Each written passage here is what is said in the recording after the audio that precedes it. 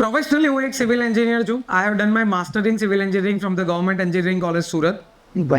I was professor in engineering college for 5 years till 2017. I was HOD for 3 years in Pacific School of Engineering. I started my company in 2012 when I was in engineering college as a professor. તો અમે partners હતા. અમારી કંપનીનું નામ છે એટલાન્ટિકો international. છેલ્લા 12 વર્ષથી હું એક્સપોર્ટના બિઝનેસમાં છું and my company is exporting in 3 categories. Medical surgical disposable જે અત્યારે અમે 19 કન્ટ્રીમાં એક્સપોર્ટ કરીએ છીએ, mostly CIS, common independent states, commonwealth independent states. Then after we came across with the food product cold cocoa high. કદાચ તમારામાંથી ઘણા બધાએ ટેસ્ટ કર્યું હશે. એમનું એક્સપોર્ટ ડિપાર્ટમેન્ટ અમે સંભાળીએ છીએ. We are right now exporting in 3 countries. And in 2022, I have started with the gems and jewelry, which is the studded gold jewelry and mostly we can say plain gold jewelry. અને જેનો અત્યારે export અમે 8 કન્ટ્રીમાં કરીએ છીએ. So I have the team of 23 people around me કે જે લોકો અમારા જે એક્સપોર્ટ છે એનું બધું ટેકિંગ કેર કરે છે.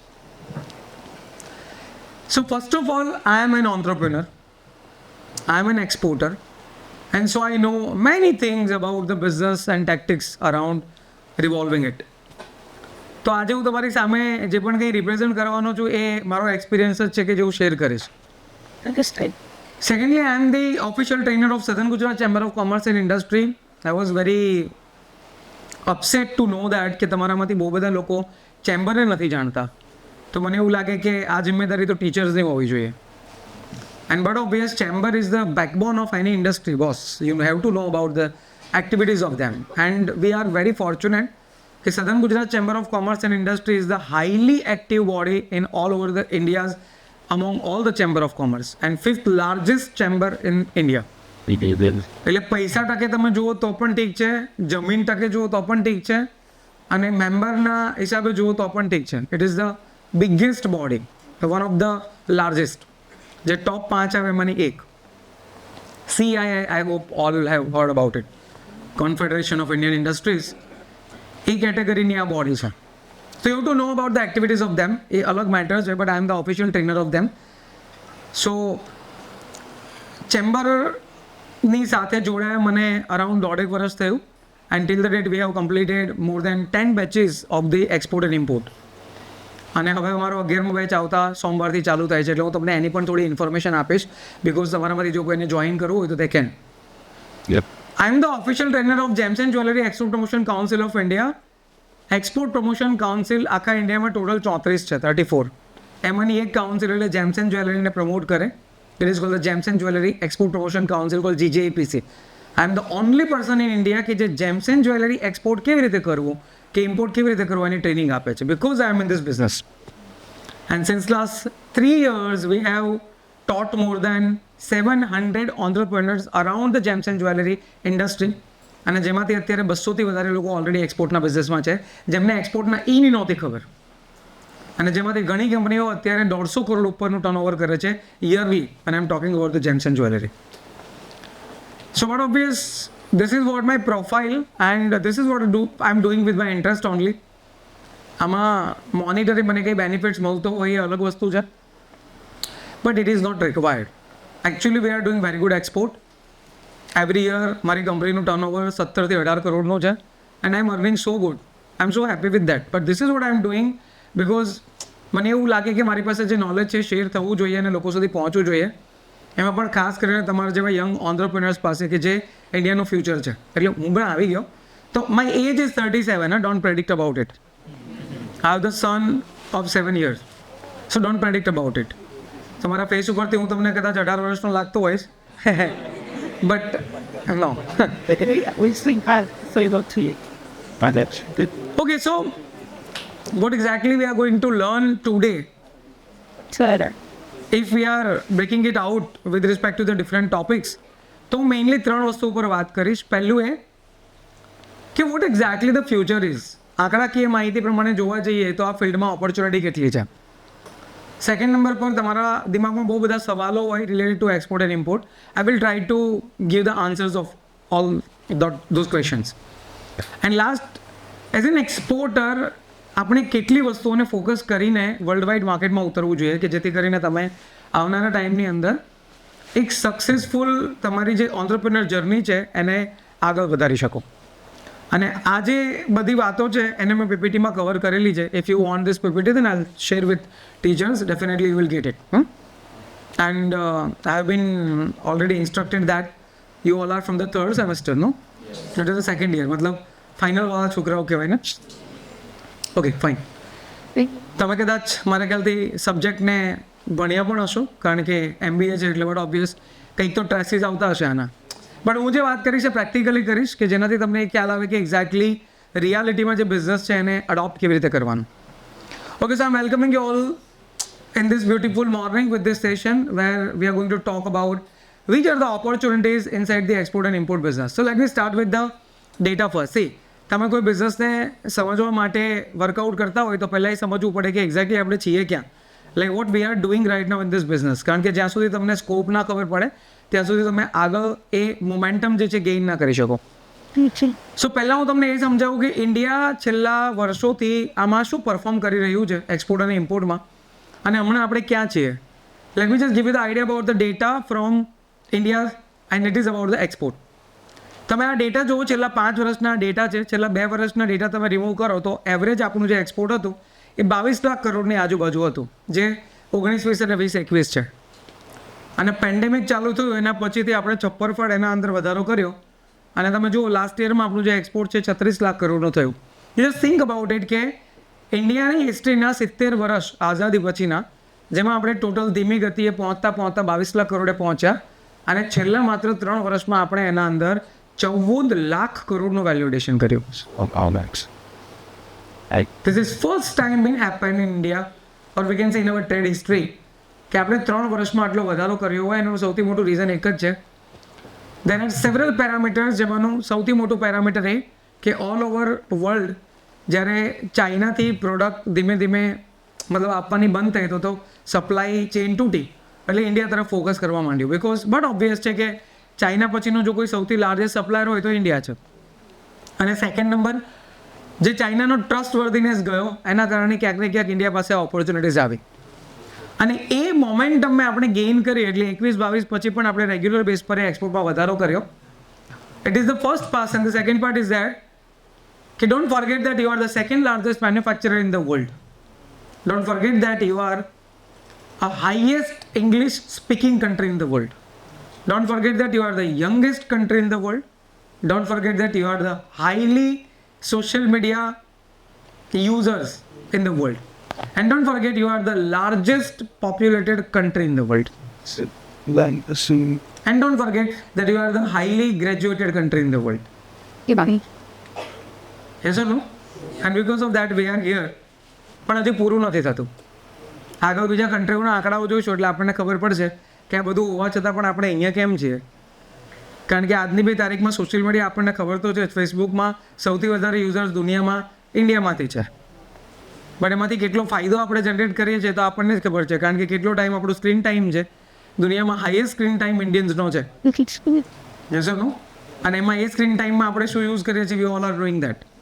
કેટલી બળતરાઓ સાથે કોઈના ડીપી પછી આપણે ડીપી બદલવાનો, કોઈના પોસ્ટ પછી આપણી પોસ્ટ મૂકવાની, આ અહીંયા ગયો તો ત્યાંથી સારી પ્લેસ શું હોઈ શકે એ શોધવાનું, અને ત્યાંથી પછી ફોટો મૂકવાના, કેટલા ક્યાં એંગેજ છે એના બેઝ ઉપરથી આપણે એંગેજમેન્ટ વધારવાના. આવું બધું આપણે બહુ બધું કરીએ છીએ, but we are not focusing on this data and the future. So but obvious મને એવું લાગે કે ભગવાને એક ભૂલ તો કરી છે કે જે ઉંમર પર ગોલ બનાવવાના હોય એ જ ઉંમર પર બટ ઓબ્વિયસ ટેસ્ટોસ્ટેરોન બી બહુ રેપિડલી કામ કરે ને, તો એટ્રેક્શન્સ ને common things, but you have to control it. See, I am not saying that કે wrong and right, but if you control it then you have the lots of opportunities to grow yourself in the future. જે આપણે વાત કરીએ છીએ international બિઝનેસના પ્રમાણે, જેટલી opportunity ઇન્ડિયામાં છે એક્સપોર્ટને લઈને એટલી જ ઓપોર્ચ્યુનિટી પાછી ઇમ્પોર્ટને લઈને પણ છે. Late me just give you the idea about the import. This is the import data of India's last 3 year. તમે જો એવરેજ આપણું જે ઇમ્પોર્ટ હતું એ 30 લાખ કરોડ આજુબાજુનું હતું, પણ છેલ્લા 3 વર્ષમાં એ પણ આપણે વધારીને 57 લાખ કરોડ પર પહોંચાડ્યું. It is not a small amount boss, it is a huge amount to be focus. તમે ખાલી એક્સપોર્ટ અને ઇમ્પોર્ટના આંકડાઓને ભેગા કરો ને તો અંદાજે આ સરવાળો 92 લાખ કરોડ થાય. અને ડોન્ટ ફર્ગેટ, 1 લાખ કરોડમાં 1 લાખ કરોડ આવે. અને 1 કરોડમાં 100 લાખ આવે અને 1 લાખમાં 100,000, એ તો બધાને ખબર જ હોય. બટ આ આંકડાઓ કંઈક અલગ રિપ્રેઝન્ટ કરે છે. અને આ કોઈ મારા ઘરના આંકડાઓ નથી, તમને સારું લાગે એટલે હું બતાવું છું.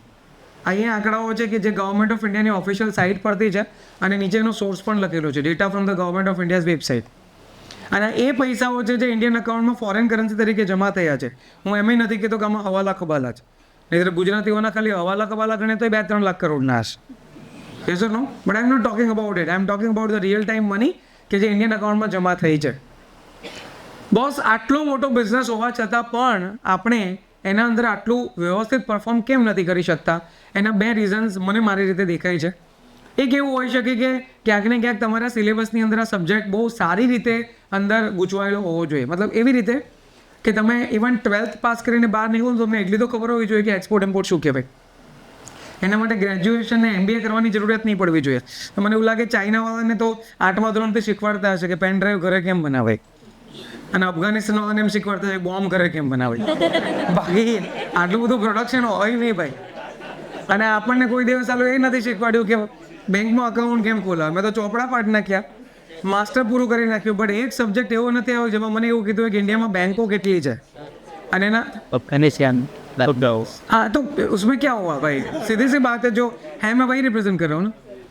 तो अल्टीमेटली કહેવાનો મારો મતલબ એવો છે કે ઇન દેટ કેસ આપણને એવું શીખવાડવામાં નથી આવ્યું કે આ પ્રોસેસીસ થાય કેવી રીતે, અને બિકોઝ ઓફ દેટ આપણે પરફોર્મ કરી નથી શક્યા. તો ઠીક છે, ચલો ગવર્મેન્ટ તરફથી મેં તો કેટલી વખત મેલ કર્યા છે કે ભાઈ તમે આ સબ્જેક્ટને એક ઇન્ટ્રોડક્ટરી સબ્જેક્ટ તરીકે તો ઇનપુટ કરો મિનિમમ 8મા ધોરણથી, કે જેથી કરીને આવનારા ટાઈમની અંદર લોકો એને શીખીને સમજે. બટ તાળી એક હાથે નથી પડતી ને. બીજો વાત આપણો પણ છે કે આપણે કોઈ દિવસ એ ચેક કરવાની કોશિશ નથી કરી કે vote exactly happening inside this particular system.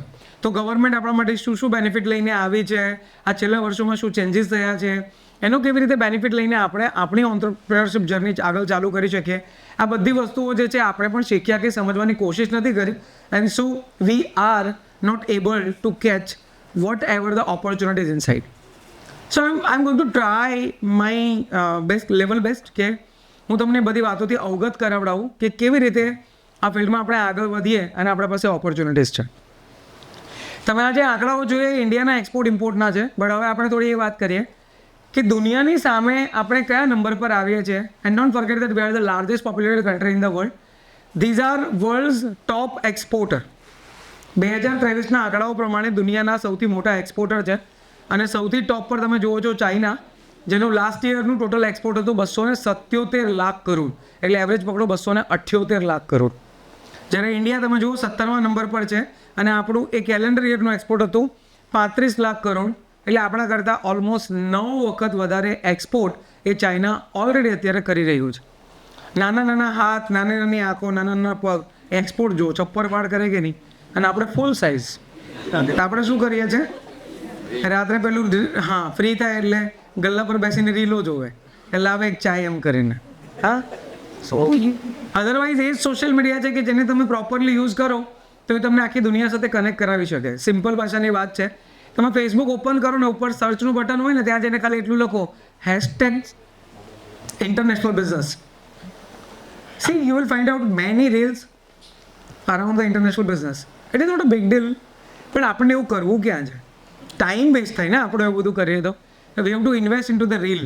પેલી ગાડા જેવી બધી રીલો આવ્યા કરે ને, નાચ્યા કરતા ઘરમાં કુદા કરવા, આમ ખબર નહીં મજા આવે.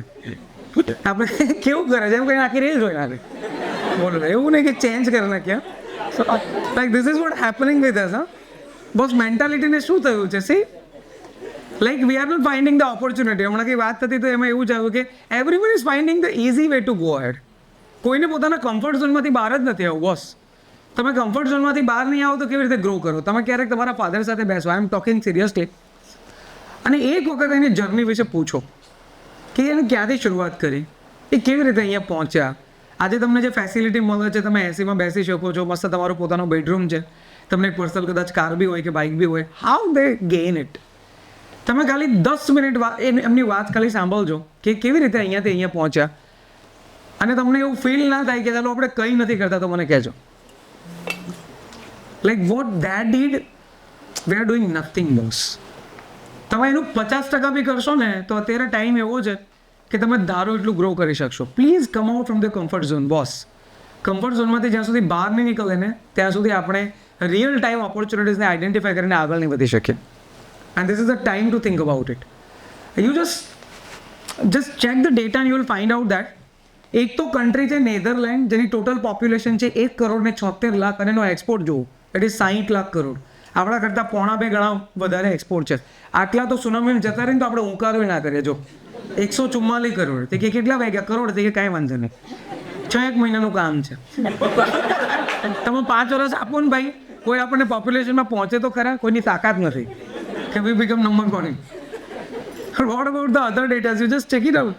You will find out that what exactly we are doing right હવે. તો આપણી પાસે કેટલી ઓપોર્ચ્યુનિટી છે. એક સિરિયસ નોટ પર તમે ખાલી એટલું વિચારો, દુનિયાની અંદર 239 કન્ટ્રી છે, જેમાંથી મેં આ 14 કન્ટ્રીનો ડેટા અહીંયા મૂક્યો છે. એમાં તમે ઇન્ડિયાને કાઢી નાખો તો 13 કન્ટ્રી વધે છે. આ 13 કન્ટ્રીનો ટોટલ એક્સપોર્ટ છે ને, એનો તમે સરવાળો માનજો, આ આંકડો અરાઉન્ડ 1,500 લાખ કરોડથી ઉપર છે. It is 1,500 lakh crore. હું માત્ર વાત કરું છું દુનિયાના ટોપ 13 કન્ટ્રીની. મારો ખાલી સવાલ એટલો છે કે તમે વિચાર કરો કે આખી દુનિયાના ટોટલ એક્સપોર્ટના આંકડાઓ ભેગા કરો તો એ 2,000 લાખ કરોડ થાય, જેની સામે આપણે કરીએ છીએ 35 લાખ કરોડ. બસ we are doing only 2.34% of the world. અને તમે સેકન્ડ લાર્જેસ્ટ મેન્યુફેક્ચરર કન્ટ્રી છો ને highest populated country with youngest country in the world. You just think about it, what we can perform. આપણે શું કરી રહ્યા છીએ? નથિંગ. તમે એક પ્રોડક્ટ પકડો અને એક માર્કેટ પકડો ને બોસ, તોય કરોડપતિ થઈ જાઓ. બિલીવ માય વર્ડ્સ, દુનિયામાં માત્ર મેન્યુફેક્ચરિંગ કરતા હોય એવા 15% જ કન્ટ્રી છે. અને ચાઇના ઇટસેલ્ફ એવું કહે કે જો અમારી કોમ્પિટિશનમાં કોઈ હોય ને તો એક જ કન્ટ્રી છે ઇન્ડિયા, બાકી કોઈની હેસિયત નથી. અને જો આ યંગસ્ટર ભેગા થાય ને તો ચાઇનાને ભૂક્કા કાઢી શકે એટલું આપણામાં પોટેન્શિયલ છે. But we need two learn the things properly. જ્યાં સુધી તમે એને લર્ન ના કરો ને જ્યાં સુધી તમે એને પ્રોપર પ્રોસેસમાં ના લાવો ને ત્યાં સુધી તમે એમાંથી પોટેન્શિયલ આઈડેન્ટિફાઈ ના કરી શકો. And that's what I want કે પ્રોપર મેનરમાં આપણે એમને સમજીએ. અને શું તો કેવી રીતે પોસાય? Young entrepreneur we can not. Absolutely. સુવાનો ટાઈમ તો હવે ગયો ભાઈ, જાગવાનો ટાઈમ છે હવે. Yes or no? ભાઈ એનું નથી જોવું ભાઈ દારૂ ખા કરને ભાઈ. કોણ સુધી છે એને જોયા કરે છે. તો that's what the opportunity what I am seeing in the world, કે આપણે આટલું બધું કરી શકીએ એમ છીએ, આપણા પાસે આટલી બધી ઓપોર્ચ્યુનિટી છે અને આપણે કદાચ એને જોતા નથી, આપણને જોતા આવડતું નથી, કે આપણને ગ્રેપ કરી શકતા નથી. You will not going to believe that કે લાસ્ટ યર આપણે UAE, I am talking the only country called United Arab Emirates, કે જે આપણું 4થા નંબરનું લાર્જેસ્ટ ટ્રેડિંગ પાર્ટનર છે. અને બોસ લાસ્ટ યર આપણે 78 કરોડની ખાલી ટૂથપેસ્ટ એ કન્ટ્રીમાં એક્સપોર્ટ કરી. It is the toothpaste 78 crore. Tell me, toothpaste બનાવવામાં શું છે? It is a mixture of some content, nothing new. Just think about it. You know how many products we have exported last year? It was 11,589 products. અને જેમાંથી હું વાત કરું છું ટૂથપેસ્ટની, which is the one product exported in UAE with 89 crore. તમે વિચાર કરો કે આખી દુનિયામાં એનું કેટલું એક્સપોર્ટ થયું હશે. If you manufacturing only toothpaste or you just create the toothpaste, you can be a Crorepati boss. આ તો આમ બેઠા હોય શું કરવું જિંદગીમાં? અરે બહુ બધું કરવા જેવું છે ભાઈ. થોડી રીલો બંધ કરો અને ઇન્ટરનેશનલ ટ્રેડ બાજુ ફોકસ કરો તો you will identify that there are several product કે જેના અંદર આપણે તો કંઈ કરતા જ નથી અને દુનિયાના કેટલાય ખૂણાઓમાં હજારો કરોડોમાં વેચાય છે. But all the things depend on the data analysis. How you do the analysis of the data and how you properly manage those ડેટાઝ.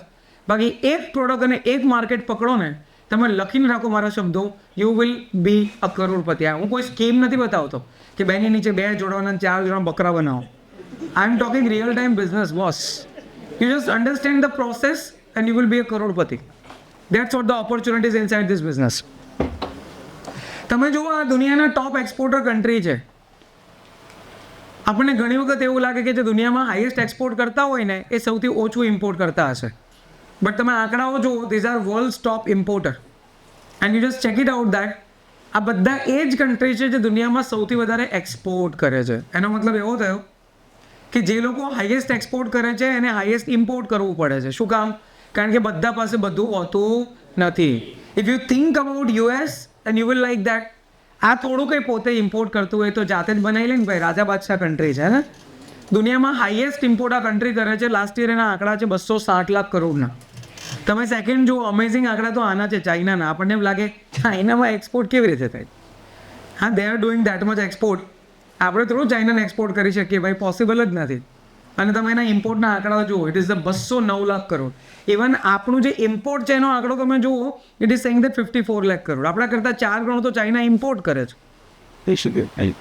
એટલે બીજી વાત, સોચ ક્યારે બદલાય? જ્યારે તમે ફિગર્સ પર જાઓ. અને આજની તારીખમાં પ્રેજ્યુડાઇઝ ડેટા પર તમે કોઈ કામ ના કરી શકો. My father told me like that and I am following. No boss, what you doing? આજે બી બિલ્લી આપણને રસ્તો કાપે તો હું પાછું આવતું રહેવાનું એવું. તો ગામડે પોગી ગયા અને પછી બિલ્લી આડી આવે તો પાછું કે હવે તો ન જવાય, હાલો સુરત પાછા. હે મરી જવાય બાપા, 400 કિલોમીટર ગયા છે. મંદિરની અંદર તમે એન્ટર થાવ તો શૂઝ બહાર કાઢવાના. આજ સુધી આપણે ક્યારેય પૂછ્યું નથી સવાલ કે શું કામ. Have you identify why? ઘરની અંદર પેલા લીંબુ અને મરચાં આપણે દરવાજા પર ટીંગાડે તો કે શું કામ? કે શુકન થાય. અહીંયા એનાથી શુકન ના થાય. શુકન થતા હોય તો ઘરમાં આખી દુનિયામાં બધાના લીંબુ મરચાં ટીંગાડે. લીંબુ અને મરચાંનું કોમ્બિનેશન એવું છે કે એનાથી છે ને એક બહુ મતલબ હેવી એવું કન્ટામિનેટેડ એટમોસ્ફિયર બને કે જે બહારની જીવાતને દરવાજાની અંદર ના આવવા દે. આ તો કે શુકન થાય. એટલે ગાડીઓ આગળ બાંધે. હવે ત્યાંથી થોડી જીવાત ઘૂસે છે ભાઈ. Vote we doing? થોડોક તો સવાલ ઉઠાવો. તમે લોકો 5Gના જમાનામાં જીવો છો, તમને જેમિની જવાબ આપી દેશે, ચેટ જીપીટી જવાબ આપી દેશે. થોડુંક તો વિચાર કરવો પડે કે નહીં એના પર? So I'm always focusing on the data analysis that boss give your 6 month or 1 year on the data analysis. You have the lots of time to do analysis. તમે પ્રોપર એનાલિસિસ કરીને આગળ વધો. I am giving you the assurity, one product and one market, you will be a crorepati. Keep my words with you. And you are at the very early stage when I am talking about the export and import. કારણ કે હજી તો આપણી શરૂઆત છે, હજી તો આપણે રનવે પર છીએ, હવે ઉડના તો બાકી છે અને આપણે આ બધું કામ કરી રહ્યા છીએ. And so think about the opportunity. આ ટોપ વર્લ્ડના ઇમ્પોર્ટર કન્ટ્રી છે જેનું આટલું ઇમ્પોર્ટ છે, તો 239 કન્ટ્રીનું ઇમ્પોર્ટ કેટલું હશે? And what we can perform in those countries. And there are several countries જે મેં કીધું એ પ્રમાણે 0% મેન્યુફેક્ચરિંગ છે, ₹1 મેન્યુફેક્ચરિંગ કરતા નથી. And that's what the opportunity we have seen from the data. And now let me just give you the idea about processes of the import and export. It is very simple. Import મતલબ તમે કોઈ પ્રોડક્ટને choose કરો માર્કેટની અંદર વેચવા માટે, પછી એનું અપ્રુવલ્સ લો. કારણ કે કોઈ પણ પ્રોડક્ટ ઇન્ડિયાની અંદર આવે તો ઘણી બધી પ્રોડક્ટ કેટેગરીમાં અપ્રુવલ્સ આવે. There are the 3 categories. એક ફ્રી ઇમ્પોર્ટેડ પ્રોડક્ટ હોય, એક રેસ્ટ્રિક્ટેડ હોય અને એક પ્રોહિબિટેડ હોય. રેસ્ટ્રિક્ટેડનો મતલબ એવો થાય કે એમાં તમારે લાઇસન્સ જોઈએ. એક્ઝામ્પલ તરીકે તમે સ્ક્રેપ બહારથી લાવો, એલ્યુમિનિયમ વગેરે, તો you need a Gujarat pollution control board certificate. અને પ્રોહિબિટેડનો મતલબ એવો થાય કે એ પ્રોડક્ટ તમે લાવી ના શકો. લાઈક માન લો કોબરા તમારે બહારથી લાવવો હોય અને આખું કન્ટેનર કોબરા અહીંયા લાવો એટલે કસ્ટમ પૂછે ભાઈ કોબરા એ ખેતી બેતી કરવાની છે શું? એ કે ના કે બાજુવાળા બહુ પરેશાન કરતા હતા, કીધું લાવો એકાદો કોબરા જોડી સાફ થઈ જાય બધા. તો it is not allowed boss. Live animals are not allowed to be imported. અને એવી રીતે ઘણી બધી પ્રોડક્ટ કેટેગરી એવી આવે કે જેમાં પ્રોહિબિશન હોય. Almost 250 products. અગર हम રેસ્ટ્રિક્શનની વાત કરીએ તો એના અંદર તકરીબન 450 પ્રોડક્ટ છે. એટલે તમે સમજો 600-700 પ્રોડક્ટ એવી છે જે આ કેટેગરીમાં છે. બાકી તમારે જે ઇમ્પોર્ટ કરવું એ કરી શકો. તો બટ ઓબ્વિયસ એ અપ્રુવલ લીધા પછી તમારે આઈ કોડ લેવો પડે. આઈ થિંક બધાને ખબર જ હોય import export code, because it is the code which is used in India to import or export any product. આના વગર તમે એક્સપોર્ટ ઇમ્પોર્ટ ના કરી શકો. એ લીધા પછી તમે કસ્ટમ હાઉસ એજન્ટને કોન્ટેક્ટ કરો કે ભાઈ હું આ બહારના કન્ટ્રીમાંથી ઇમ્પોર્ટ કરું છું, એટલે તમારું જે પણ કંઈ પેમેન્ટ અને એવું એ કમ્પ્લીટ થયા પછી તમારું કસ્ટમ ક્લિયરન્સ કરે. તમે ઇમ્પોર્ટ કરતા હોય એટલે તમારે ટેક્સ એન્ડ ડ્યુટી ભરવા પડે, લોજિકલ છે. ટેક્સ એન્ડ ડ્યુટી ભરો એટલે ટ્રાન્સપોર્ટ કરીને તમે માર્કેટની અંદર પ્રોડક્ટ લઈ આવો અને you can sell it. So it is not the rocket science, it is the process. એના જે સ્ટેપ્સ છે તમે ફોલો કરો એટલે તમે પણ આ કામ કરી શકો ભાઈ. સૂતા પણ સાંભળવાનું પ્રોપર હો, વાંધો નહીં એમ. અચ્છા એટલે ઘણા આમ સુધા ને પછી આપણે પૂછીએ કે ના સાંભળું જ છે સર, અરે કમ્પ્લીટ તમે બધું બોલો. સો આઈ એમ જસ્ટ રિમાઇન્ડિંગ દેટ કે I was a professor and I have taught for 5 years. Yes. So I can easily find it out. Not big deal. Yes or no? So this is the import, but when you are importing something, there are the 4 things to be focused. જ્યારે પણ import કરતા હોય ત્યારે સૌથી પહેલું છે import duty લિવાઇડ in India. કોઈ પણ પ્રોડક્ટને ઇન્ડિયામાં ઇમ્પોર્ટ કરતી વખતે જાણવું પડે કે એના પર કેટલી ઇમ્પોર્ટ ડ્યુટી લાગે છે. કારણ કે ઘણી વખત એવું થાય કે આપણા ભાઈઓ અહીંયાથી ચાઇના જાય, સસ્તી પ્રોડક્ટ જોવે, કન્ટેનર ભરીને આવે અને પછી જ્યારે અહીંયા કન્ટેનર અહીંયા પહોંચે ને કસ્ટમમાં ત્યારે ખબર પડે 300% તો ડ્યુટી છે. તે કે 150 રૂપિયાનું જીન્સ ઉપાડ્યું હતું, 300% ડ્યુટી, તો કે હવે થઈ ગયું 550નું. લોકલ માર્કેટમાં વેચવા છે તે 350 તને જોઈએ છે, કેટલા જોઈએ બોલ આપું. And then miscalculation. This is the most important part, that whenever you are importing, you need to know that what is the exact import duty being levied on a product. Second number is a compulsory compliance requirement. કોઈ બી product તમે લાવ્યા છો અને એના પર CCR હોય તો તમારે CCR આપવા પડે. Like I'm just giving you the example. Any food product you are importing, you need a FSSAI license. If you haven't FSSAI, you cannot import the product. That's called the compulsory compliance.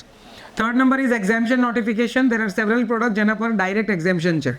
Let me just give you one small example. Bamboo stick તમને ખબર ને જેનાથી સાવરણા બને, એ bamboo stick તમે ગુજરાતની અંદર જો clearance આપો ને તો 24% ડ્યુટી છે ગુજરાત ગવર્મેન્ટની. અને આ જ પ્રોડક્ટને તમે પંજાબમાં જો ક્લિયરન્સ આપો પંજાબના કોઈ પણ પોર્ટ પર તો 0% ડ્યુટી છે. તમારે ક્લિયર? બાકી આપણને પંજાબથી ગુજરાત કેમ લાવવું એ ખબર છે, પણ આપણને એ ખબર હોવી જોઈએ ને પંજાબમાં ડ્યુટી 0 છે, તો આપણે બાંબુ ત્યાં લાવીએ અને પછી ત્યાંથી ગુજરાતથી અહીંયા મતલબ પંજાબથી અહીંયા લાવીએ તો આપણને 0% ડ્યુટીમાં પ્રોડક્ટ ઇમ્પોર્ટ કરવા મળે. આવા કેટલાય એક્ઝેમ્પશન નોટિફિકેશન છે કે જે અત્યારે લાગુ છે પણ આપણને ખબર નથી હોતી, એટલે આપણે એનો ફાયદો નથી ઉઠાવી શકતા.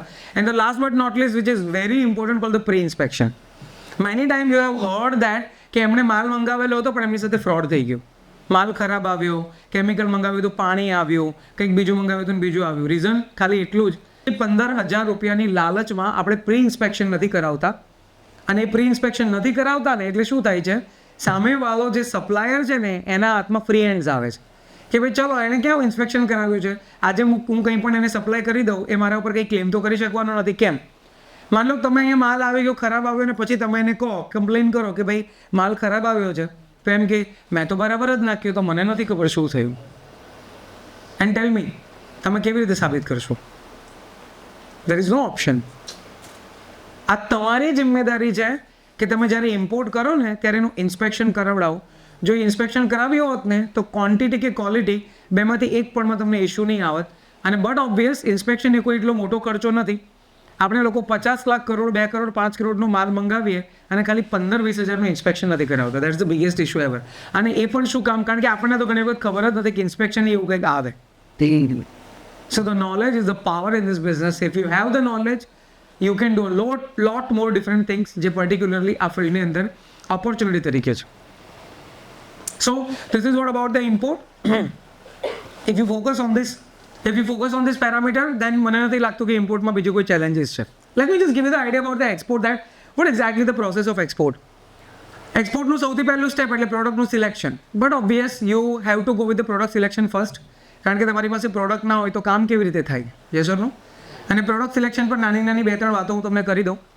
સૌથી પહેલું તો એ કે જ્યારે પણ તમે ધંધો ચાલુ કરો તો કોઈ દિવસ મલ્ટિપલ પ્રોડક્ટમાં જવું નહીં. I was miserably failed in 2011 when I have started with the 10 different categories. એટલે હું બધાને કહું છું કે કોઈ દિવસ મલ્ટિપલ પ્રોડક્ટમાં કામ નહીં કરવાનું, કારણ કે તમારો જે બાયર હોય ને એ તમારા પર ટ્રસ્ટ જ ના કરે.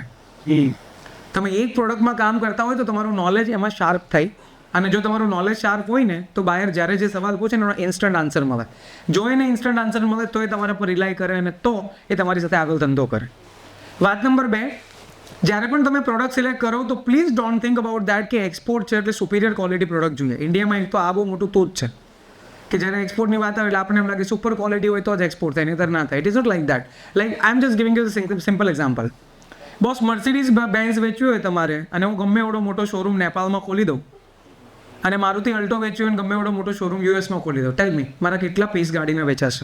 It's a 0 almost 1 to 5, not more than that. Why? બંને કાર જ છે, લેવાવાળું પબ્લિક પણ જે છે એ બધું મતલબ બટ ઓબ્વિયસ પીપલ જ છે. કોઈ ગાય તો નહીં આવે લેવા માટે ગાડી મને એક અલ્ટો આપી દો. But obvious then also why I cannot sell my product to those market, because product તો તમારી બરાબર છે પણ માર્કેટનું સિલેક્શન ખોટું છે. જો તમે મર્સિડીઝ યુએસમાં વેચવાની કોશિશ કરો અને અલ્ટોને નેપાળમાં વેચવાની કોશિશ કરો, ધડાધડ ગાડીઓ વેચાશે boss. And so that's a very important area. When you select any product with whatever the quality, જો તમારું માર્કેટ સિલેક્શન પ્રોપર હોય તો તમે તમારી પ્રોડક્ટ આરામથી વેચી શકો.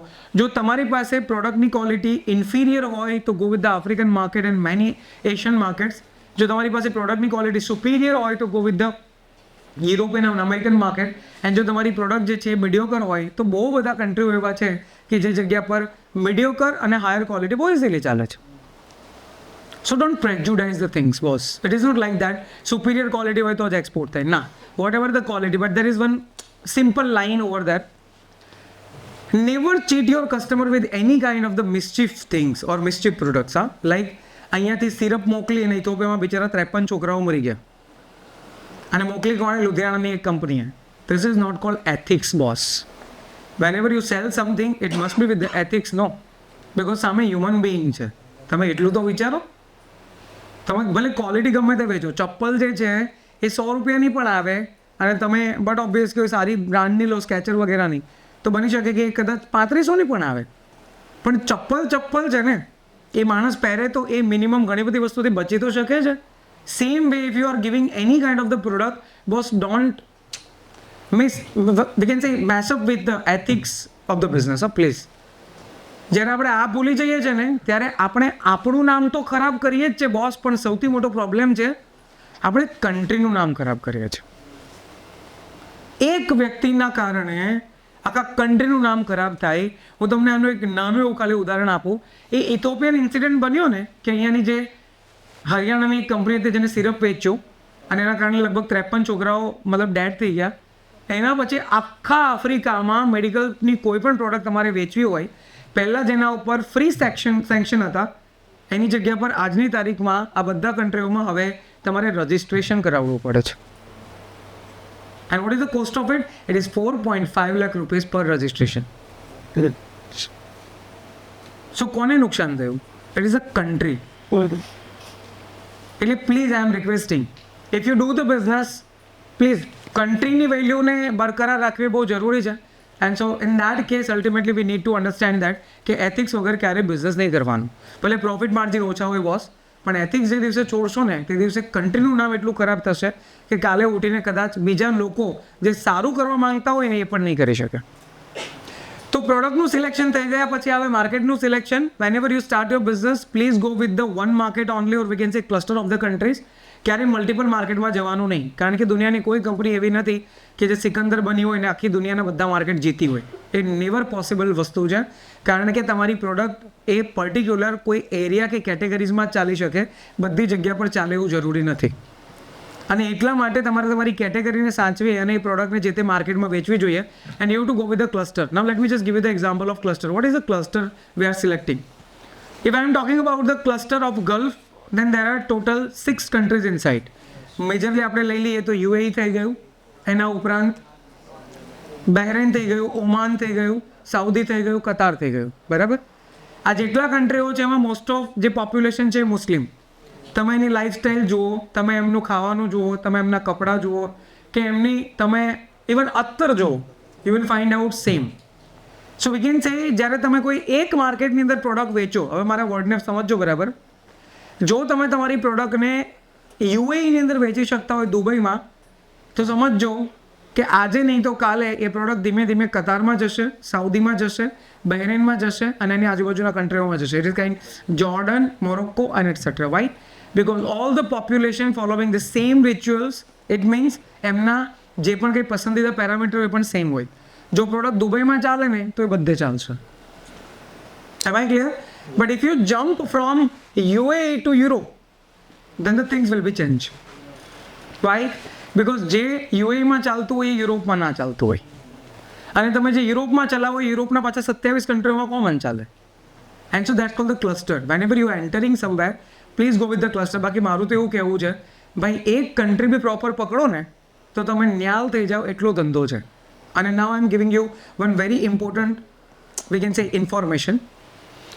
ઇન્ડિયાનું લાસ્ટ યરનું ટોટલ એક્સપોર્ટ 36 લાખ કરોડ અને આ 36 લાખ કરોડમાંથી આપણું 90% એક્સપોર્ટ છે દોસ્ત. સુતા 90% એક્સપોર્ટ એ આપણે ખાલી ટોપ 35 કન્ટ્રીમાં જ કર્યું છે. અને કન્ટ્રી કેટલા છે? 239. યુ કેન બિલીવ દેટ કે 90% એક્સપોર્ટ એ માત્ર ખાલી 35 કન્ટ્રીમાં છે. મતલબ બાકીના કન્ટ્રીને તો આપણે ક્યારેય ફોકસ કર્યા જ નથી. Like whenever you are thinking about the export and the list comes in your mind like US, UK, New Zealand, બાકી તો બધા આપણને ભિખારી લાગે ને. આપણે એમ થાય બાકીના ડોલર થોડા આપતા હશે. But every country is the market. Boss તમે આજે ચાઇના જુઓ, વેટિકન સિટી કે જેની પોપ્યુલેશન માત્ર 1000 લોકોની છે, એમાંય તમને ચાઇનીઝ પ્રોડક્ટ જોવા મળે. And that for the market. When we are saying world as a market ના, તો આપણે જે લોકલ કોમ્પિટિશન છે ને એમાંથી ક્યાંય બહાર નીકળી જઈશું. તમે ચાઇના ક્યારેક વિઝિટ કરો તો તમને ખ્યાલ આવે કે 2 કંપની બાજુમાં સેમ કેટેગરીની પ્રોડક્ટ બનાવતી હોય, પણ ક્યારેય આને એનું ખબર હોય કે પેલો કઈ ડિઝાઇન બનાવે છે. અને આપણે તો રાત્રે 12 વાગ્યા પછી ઊભા રહે કે એનો કારીગર બહાર નીકળતો કે પકડો કે કેટલા આપે તે કે 35, કે આપણે 40 આપશું. અહીંયા તું હારા ઢોસા બનાવે છે. નો આ આપણા ધંધા છે. એવું નહીં કે એ જે કેટેગરીની પ્રોડક્ટ બનાવે છે આપણે કેમ નહીં બનાવી શકીએ. Let me try to make it. Exactly vote I am saying. Mindset નહીં ચેન્જ કરીએ ને બોસ તો ધોવાઈ જઈશું. કારણ કે youngest country in the world છીએ, બટ જો આમનામ રહીશું તો પછી બટ હવે ડમ્બેસ્ટ કન્ટ્રી ઇન ધ વર્લ્ડ બનશો. હા, કે યંગસ્ટર તો બહુ છે પણ કરે શું છે તો કે કાંઈ નહીં, મજા કરે છે. Yes or no? અને I am so worried about the things like we all are knowing that કે જે પ્રમાણે આજે market in the nuisance available છે. It is the but obvious drugs and etcetera. It's not the future of us. અને કેટલા એમાં સાફ થઈ પણ ગયા છે પાસ્ટમાં. એટલે આપણી પાસે આ પરફેક્ટ ટાઈમ છે કે આપણે દુનિયાની રિક્વાયરમેન્ટ છે જેને સમજી અને એના પ્રમાણે કામ કરીએ તો આપણે જેટલું ધારીએ એટલું કરી શકીએ. ચાઇનાએ જે છેલ્લા 30 વર્ષમાં કર્યું ને એ મોકો હવે આપણી પાસે છે. અને તમારામાંથી જો કોઈ વિઝિટ કરવા ગયું હોય તમને ખ્યાલ હશે. બાકી મારું આ સજેશન છે, તમે કોઈ દિવસ ગોવાનો પ્લાન કરતા હોય ને તો બોસ 2 વખત ગોવાના પૈસા ભેગા કરજો. It is 35 + 35 70. અને 70માં ચાઇના ફરવા જજો. You will be highly educate by all those things જે તમારી આજુબાજુમાં છે. તમે જેટલું આ કન્ટ્રી વિશે જાણતા કે માનતા હોય ને એના કરતાં આ કન્ટ્રી વે બિયોન્ડ આગળ છે. Way beyond boss, way beyond. તમે એક વખત ખાલી વિઝિટ કરો. યુએસ એની સામે કચરું લાગશે તમને. I am talking US. It is United States of America. આ કન્ટ્રી બતાવતું નથી કે એ શું છે, એની શું કેપેસિટી છે. બાકી તમે એક વખત વિઝિટ કરો તમને ખબર પડે. અને હું તો એમ કહું છું કે હનીમૂનમાં મોલદીવ્સ જવું ને એના કરતાં ચાઇના જવાય. You will find out many beaches over there like the Maldives. એ બતાવતા નથી. બાકી તમે એ કન્ટ્રી વિઝિટ કરો. What a humour of the people, how generous they are, કેવી રીતે ટ્રીટ કરે છે, બિઝનેસ કરવાની ટેક્ટિક શું છે. આખી દુકાન તમે ખોલી નાખો ને પછી એમ કહો કે સોરી મને કંઈ લેવું નથી. તેમ કે કંઈ વાંધો નહીં, નેક્સ્ટ ટાઈમ આવજો. અને આપણે ત્યાં સાડી નાતરે કે ખોલજો તો જ લેવું હોય તો જો ભાઈ ખોલતા જ. How can we find out that કે what we exactly want. So if you want to learn the tactic of the business is nothing. થોડા ફરો. અને બોસ અહીંયા ફરવું એના કરતાં બહાર ફરો. You will find out that કે how they are doing the business. Am I clear? અને નાના country I am telling you કે જે તમે કદાચ સાંભળ્યું એનું કંઈક બીજી રીતે નામ હોય પણ તમે ક્યારેક વિઝિટ કરો તમને ખબર પડે. Like Thailand. What you have hard about the Thailand and what actually Thailand is. તમે ક્યારેક વિઝિટ કરો તમને ખબર પડે કે આ એવું કન્ટ્રી છે જે છુપા રુસ્તમ તરીકે પ્રોડક્ટો બનાવે છે પણ હાઈ ક્વોલિટી પ્રોડક્ટ. અને એ પણ 500-600 રૂપિયાની અંદર તમને ટી શર્ટ અને તમે લેડીઝના કપડાઓ જુઓ. ઇટ ઇઝ મતલબ unbelievable. You will find out that how they do it. આપણે કેમ નથી કરી શકતા? આપણે દુનિયાનું 2nd લાર્જેસ્ટ ટેક્સટાઇલ હબ છીએ બોસ. દુનિયાનું 2nd લાર્જેસ્ટ. તો આપણે કેમ નથી વેસ્ટર્ન કપડાં બનાવી શકતા? આપણે કેમ ટ્રેડિશનલની અંદર જ કામ કરીએ છીએ અને આપણે કેમ કોમ્પિટિશનમાં જ ઉતરીએ છીએ વારંવાર? આ લોકો વિધાઉટ કોમ્પિટિશન દુનિયામાં આટલું એક્સપોર્ટ કરે છે જેની કોઈ હેસિયત નથી. થાઈલેન્ડની શું પોપ્યુલેશન છે? 7 કરોડ. તમે એના ક્યારેક આંકડાઓ જોજો. વેસ્ટર્ન કપડાઓ જે લેડીઝને એક્સપોર્ટ કરે છે લાસ્ટ યરના ડેટા મુતાબિક ખાલી એમણે 1 વર્ષમાં 1300 કરોડના ખાલી વેસ્ટર્ન કપડાં જ એક્સપોર્ટ કરેલા છે. તમે ઇન્ડિયાના આંકડા કાઢજો 100 કરોડથી ઉપર તમને ડેટા નહીં મળે. અને કેટલા? 144 crore.